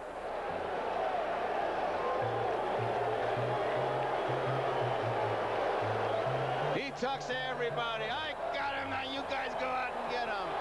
Well, we're at the end of 8. And the score here. Here's the play again first. Watch the play he makes. Well, Mike Schmidt was not going to make it, and Tug McGraw makes one outstanding play, Tommy. He had to get a lot of the ball, and he just gets him by a half a stride or less. Not only an outstanding pitcher, but an outstanding athlete, all-around athlete. He's a great gymnast in the sense, great body coordination and body balance, and if you can make a play like that and throw out Willie Wilson, you have to be a fine athlete. So we complete 8 innings. The score, Kansas City 3, Phillies 2, and 2 up. It'll be Mike Schmidt, Lonnie Smith, and Keith Moreland. The complex here in Kansas City. Sun starting to set. Schmidt takes a low, ball 1. Schmidt with a home run earlier in the 4th inning for the 2 Philly runs. Phillies have only made 4 hits.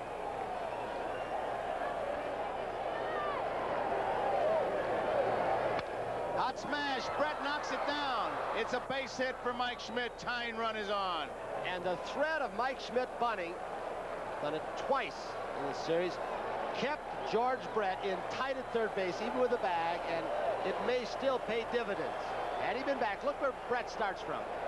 He is very aware, as you pointed out, Schmidt has outstanding speed for a big man, Tom, and that allowed possibly the base hit right here. If he's back farther, that's a routine out for George Brett. You can see that ball is not that far to his left. If he's back another 10 or 12 feet where he normally would be, let's say against another power home run hitter, that's an easy play for George Brett. So the tying run is on. We have a pinch hitter now for Smith, who came on as a pinch runner for Luzinski after Luzinski walked in the 7th. Del Unser is the pinch hitter for the Phillies. Nobody out. We're in the top of the 9th. Royals lead 3-2. Unser in that second game had the big base hit against Quisenberry. Brett is moving in close at third base.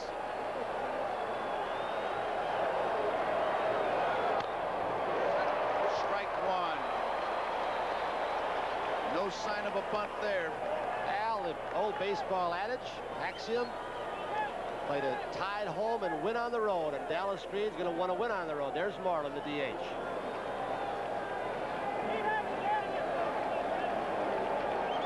Philly front office in the background there. You saw Paul Owens, Rudy Carpenter rooting him on.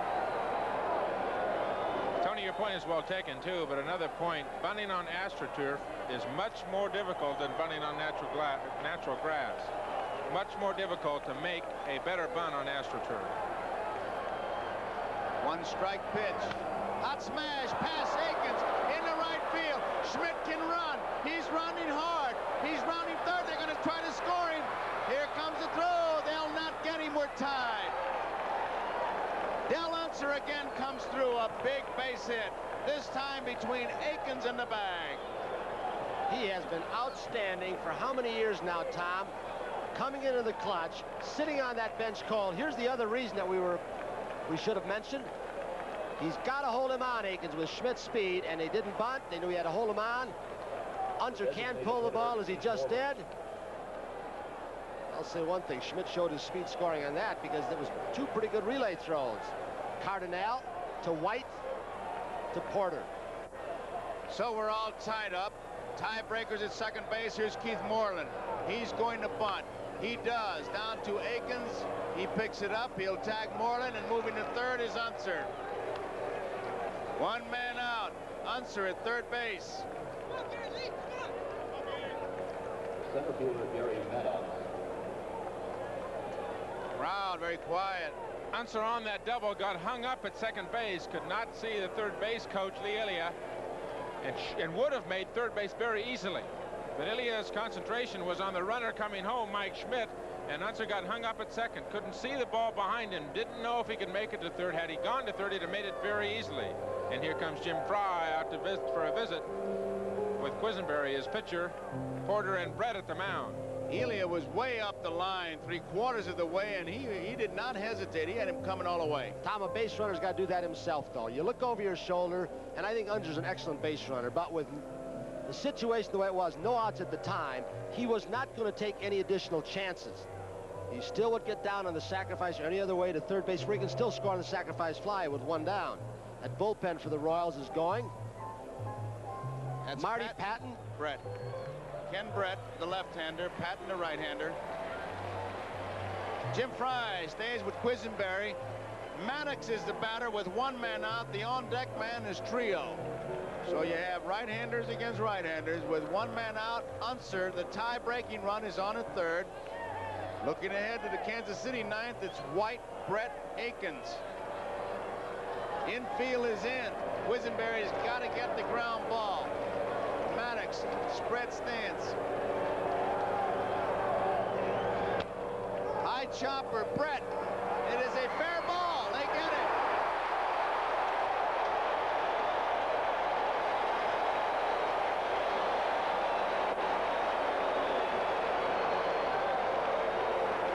That was awfully close. It was Rennert's call, both Rennert and the third base umpire. Kunkel looking straight down the line. Watch Rennert. He got in position. Here's Maddox. He is thrown out by Brett as Brett held the runner Unser. And boy, Rennert and Kunkel got on that line and really looked down it. Another good play by George Brett at third base, and from the angle up here in the booth, Tony, that looked like a foul ball, but Dutch Rennert was right down on one knee, looking straight down that third base line, and made the call immediately to a fair ball. It is the position of the ball, not where Brett was. Brett was in foul territory. He doesn't matter. It's where the ball is, and Rennert was out. Trio, foul tip. Strike one, off his foot. Here's George again. Look where he's standing. Doesn't matter. The ball is right on the line. Dutch Rennert, the whole plate umpire call it. It's the responsibility of the third base umpire after it passes the bag.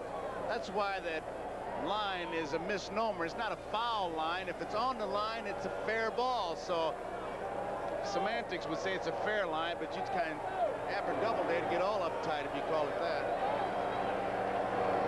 Trio, another foul tip. 2 strikes, 2 outs. Base runner at third is Unser. That's a pitch he didn't throw too much on the first time he saw him. You mentioned you and Paul Moskow have been charting. That was a little bit of a slider. He throws it to right-handers, Quisenberry. He's afraid to throw it to left-handers. It's flat. First time that Quisenberry came in, he threw everything fastballs except for 1 pitch. And I think he's learned that he has to throw at least something else to complement this sinker that he has, the underhand sinker. He's got to let the hitter see another pitch. 2-strike pitch. Fouled off. Trio remains alive. We're all tied, 3-3. Schmidt, a single off the glove of Brett. A double by Unser driving in Schmidt. A sacrifice by Moreland put Unser at third. Maddox was out. Brett to Akins. There you see Unser. Trio's the batter with a count of 2 strikes.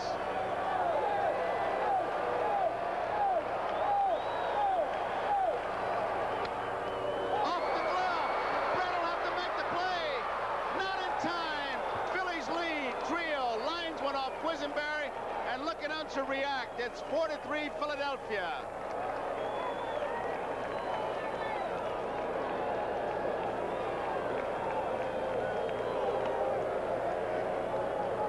The shortstop, Larry Boa. The Phillies take the lead, 4-3. Here it is again. Quisenberry has a reputation to be a fine fielding pitcher. He's lucky to get just a glove on that ball and not get hurt. The ball bounds away, and Brett almost makes another fine play. To speed a Trio, he beat it out. And the Phillies go ahead 4-3. And it's one of those pitches, no balls, 2 strikes. Quisenberry got a little bit up in the strike zone. Give Trio credit because he did rifle it. One of those where you might say, hey, try and get him to swing at my best pitch, a sinker out of the strike zone down. Here is Boa. Draws a throw at first base, Trio does. In the bottom of the 9th, it'll be Frank White, George Brett, and Willie Akins for Kansas City. They now trail by a run. High hopper. UL Washington charges hard. Throw. In time, they get in. Boa is out. But the Phillies take the lead. And there is Janie Quisenberry. You can see the disappointment and frustration as her husband and the Kansas City Royals go to the bottom of the 9th, trailing by a run. It's Philadelphia 4, Kansas City 3, and 2 up.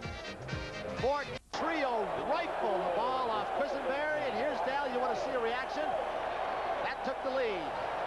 Boy, he has been a big man for this team. Pinch hitting especially.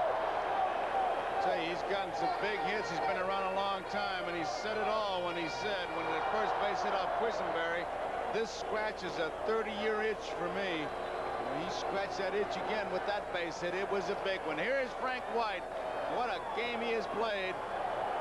Tremendous plays. He takes the first pitch low. It's ball 1. White made a game-saving play in the 7th inning. Another great play in the 8th.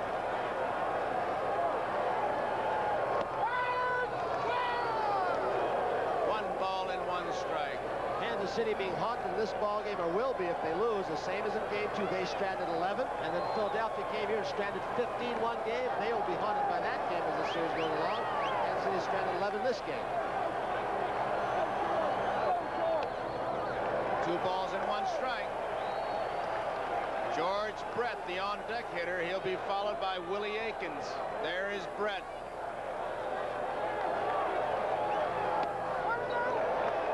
No, says Dutchman, and 3 balls and a strike.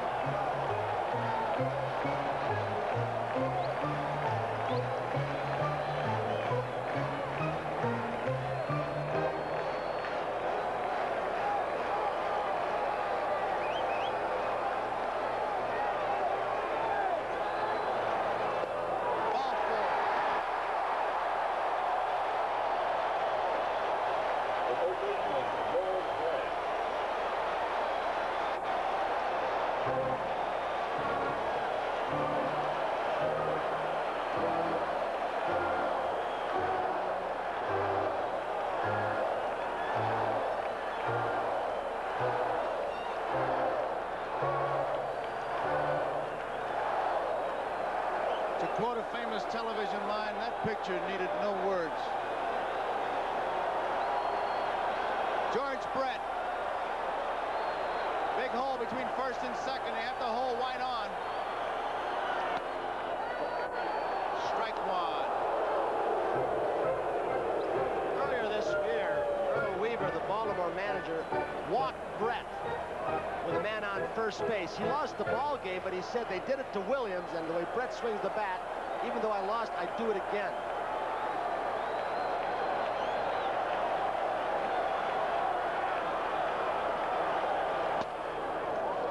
Strike two. Nobody out. Bottom of the ninth. Philadelphia 4, Kansas City 3. White at first base. McGraw. Doug McGraw did not pitch very well to Frank White at all. It looked like he was darting the ball, Joe, but I've seen him do it so many times. He seems to create his own little moment of drama, and then he works his way out of it. Out on strikes. Big strikeout. George Brett called out on strikes. 4 strikeouts for Tug McGraw. He came on in the 7th inning. He has struck out 4. He has walked 2. First baseman, Willie Aikens. He just blew smoke by him, Tom. I think he had George looking for something else, or otherwise it's absolutely perfect pitch on the outside corner, and George certainly knew it. Walked right away from home plate. No argument with Dutch Renner. Here is Willie Aikens. Aikens out on strikes in the 1st, singled in the 4th, walked in the 5th, out on strikes in the 7th. Philadelphia 4, Kansas City 3. Tying run at first, Frank White.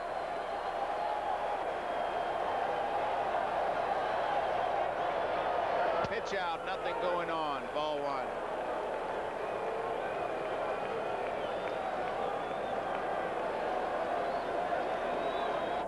It was Aikens who got the big base hit off of McGraw. It was in the 10th inning to win it. Ball 2. Dallas Green.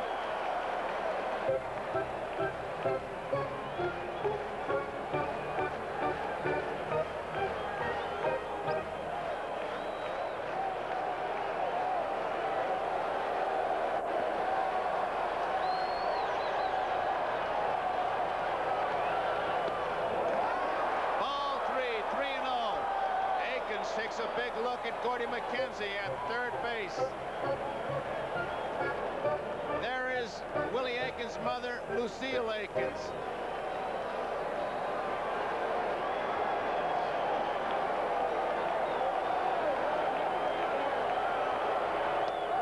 Ball 4, walked him. Tying run goes to second.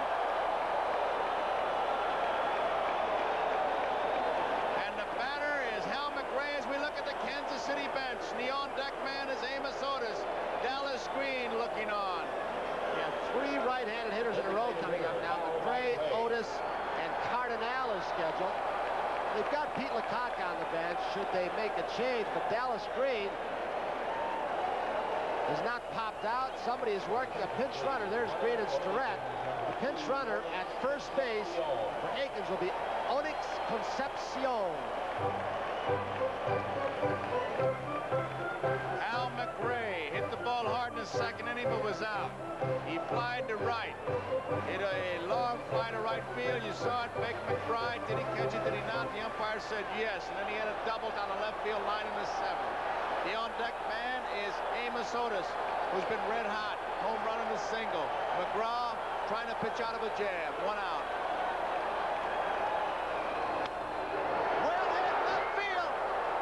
Stands.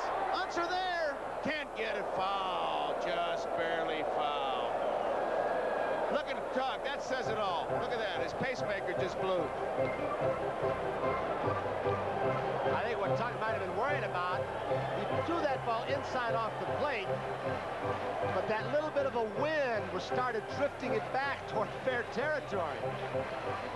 That was close. 1 strike and a long one. White at second base. Concepcion, the pinch runner at first. 1 out. 4-3. Phillies lead. Bottom of the 9th. What happened? The second out. Could only get a force play. It was a broken bat. And Boa made a nice play. White's at third to tie and run. Amos Otis, the batter. He's been hot. Larry went a long way for that ball because he was playing McRae up the middle. McRae is not a pull hitter, even though he pulled the ball foul to left. McGraw makes a good pitch, got it on the handle, and Boa ran 8-10 steps to his right on a sharply hit ball, even though the bat broke, Tom. You know, the words of Dallas Green, I was talking to him in the clubhouse after the game last night. He says, we haven't done anything easily all year long. There's no sense for us to start now. And Tug McGraw's got 2 outs, but he's got runners at the corners, and he's not getting out of this inning very easily. The Royals are making it as tough as they possibly can. Otis is 2 for 3. Struck out in the second, single in the fourth, hit a home run in the sixth. He has 11 base hits, 2 short of Richardson's record of 13. Out comes Herm Starrett right now. He started to go out. He was called back by Bobby Wine back to the dugout. Time is out. They gave him some more information. I think he's going to boom first. This is something he does. Could be too, Tony, that they're going to set. They will not take the bat out of Otis's hands, I'm sure. But you got to think about all possibilities. You got base runners at the corner, and they're going to talk how to pitch to McRae and to Otis, and watch McRae and White on the bases. Jim Fry, Dallas Green, 4-3. Phillies lead, bottom of the ninth. Tuesday night, Carlton against Gale in Philadelphia.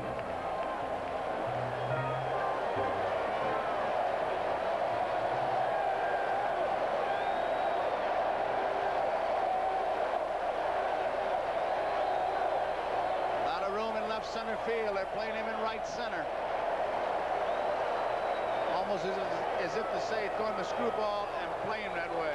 See what happens. Fastball low, ball wide. Otis has hit the off-speed pitching well. A home run in the first ball game, off-speed. Hit the ball hard off 2 breaking balls today. So maybe they're going to power him. Make him hit the ball the opposite way.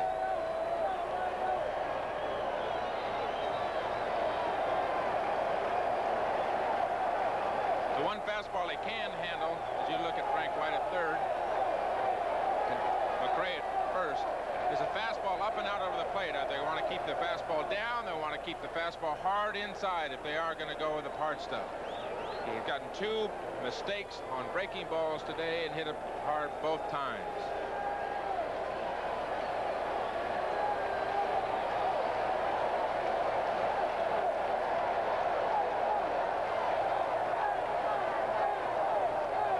Screwball is low, and it's 2 balls and no strikes.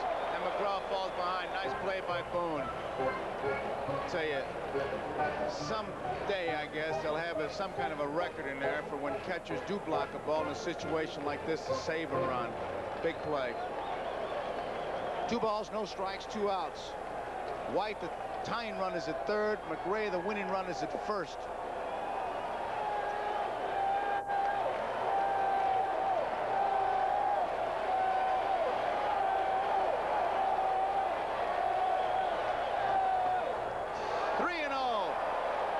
Otis will take a good look now at McKenzie and maybe get the green light. The on-deck batter is big. Philly fan as opposed to the Royals fan. We saw White's at third, McRae's at first. 2 outs, 3-0 the count. Gotta believe he's going to have the green light. Cardinal's the on-deck hitter. It'll dictate that move, whether he hits 3-0 or not. You got to believe he's going to get a whack at it if he wants to. All 4 walked him. So they pitched around Otis and moved the winning run to second base. They didn't give him a chance. That's Ron Reed's wife right there. Donna Schmidt. Julie Reed, Donna Schmidt. Jose Cardinal, he came on, pinch hitting for Hurdle in the 7th inning, and he flied to center field. Up there now with the bases loaded.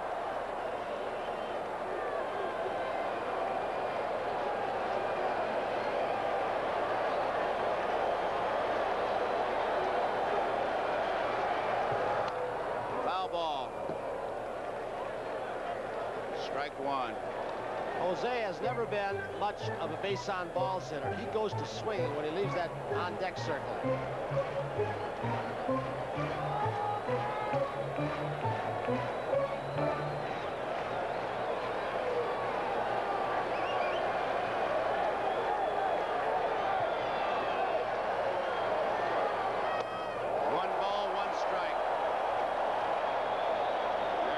McGraw.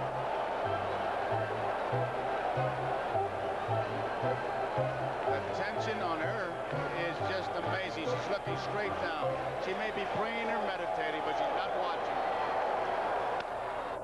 Down the left field line. Is it playable near the stands? It is out of play.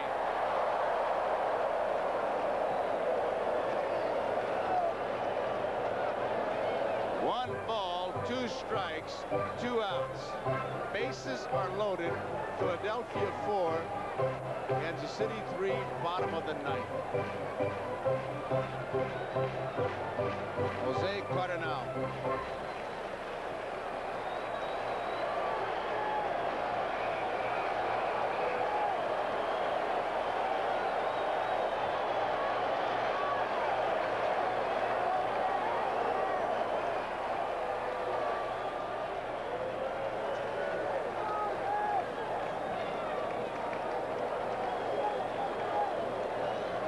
Absolutely praying.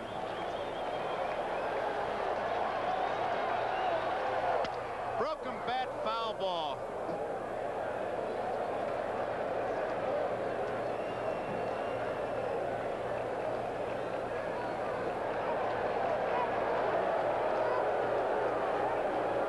Tug McGraw ahead in the count. Bases loaded, 2 outs. 1 ball, 2 strikes, and he goes with his money pitch to screwball. You know, it's the important thing here, Joe, you talked about before. If he really did pitch around Amos Otis, was he looking at Jose Cardenal on that on-deck circle all the time, willing to put the winning run at second base and try to get his outman Jose Cardenal? That's going to be an interesting question to ask Tug after the game. I'm going to answer it in my mind. If I were catching, yes, I would not let Amos Otis beat me. Well, I've known Tug for 15 years, and I think he's right. I think he walked him on purpose. I do, too. You'd have a lot of managers and a lot of pitching coaches come out and shoot you when you're wrong, but if he had in his mind he wanted to get that man in the on-deck circle, Cardenal, to make him the last out, it's a do or die. You're either hero or goat, but you're going to go the way you think you can get out of the inning the best. Phyllis McGraw. I don't know how Cardenal even got a bat on that screwball. That ball was about 6 inches off the ground, and he literally threw his bat at the ball right at the last split second and somehow fouled it. 1 ball, 2 strikes, 2 outs, bases loaded, 4-3, bottom of the 9th, Phillies leading. Struck him out. Cardenal out on strikes, and the Philadelphia Phillies defeat the Kansas City Royals by the score of 4-3. And there is Phyllis McGraw, Ron Reed, and now the Phillies head back to Philadelphia, leading in this series 3-2. McGraw took a chance. He threw the ball by Cardenal with the bases loaded, 3-2, up by 1 run, and Cardenal swung at ball 4. Might have been a tie ball game. Here's Tug McGraw, and his reaction as he blew a ball by. Excuse me, I said 3-2. It wasn't 3-2, of course. 2-1. What a reaction. The reaction by Tug McGraw, and Merle Harmon is down on the field. He's with him. Let's get a reaction while he's still so up. Merle? All right, Tug McGraw and Bob Boone with us here on the third base side. Tug, when Hal McRae hit that ball, I saw you do this. What were you thinking? Well, when he first hit it, I couldn't pick up the spin, and it looked like it was going to go out of here. But then finally it started to curl like a 5-iron shot and went foul. But boy, I had my heart jumping there for a while. Bob, did you give him any encouragement when you saw the ball leave the bat? No, I saw it was going to hook foul. I just told him it was a nice, exciting game. When he comes out to the mound and says, "Isn't this exciting?" That's an understatement. Were you overthrowing a little bit in the 9th inning? Yeah, I think I went out there and wanted it too bad. I had to, but then again, I was trying to be too careful too. So combination of both. All right. Did you pitch around anybody? Yes. Yeah, I was trying to be real careful with Amos, but I wasn't intending to get anybody on base. It was just a real exciting inning. Right now, I'm too psyched up to actually go through everything as it happened, but I know I was trying to be real careful, and at times I was trying to throw the ball too hard to make a good pitch. And, you know, a combination of a lot of things go on your mind out there, but fortunately we got through it. Bob, what about the pitching as we go into the last 2 ball games now? Well, you know, like I've said all the way through this playoff, I think there's 2 outstanding teams. The Royals just been hitting the ball so well. I think, you know, we're looking for a big game from Carlton on Tuesday. I'm not sure who they're going with yet, but I think it's going to be a hard fought right to the end, and I don't think the home field advantage really has any advantage to either club. It's going to be Rich Gale as Jose Cardinal as we watch him on that last pitch, the strikeout, and of course the ever-present Tug McGraw, who says you got to believe, and I know you did today. Yes, sir, and I believe in my teammates today too. They did a great job. All right, guys, congratulations.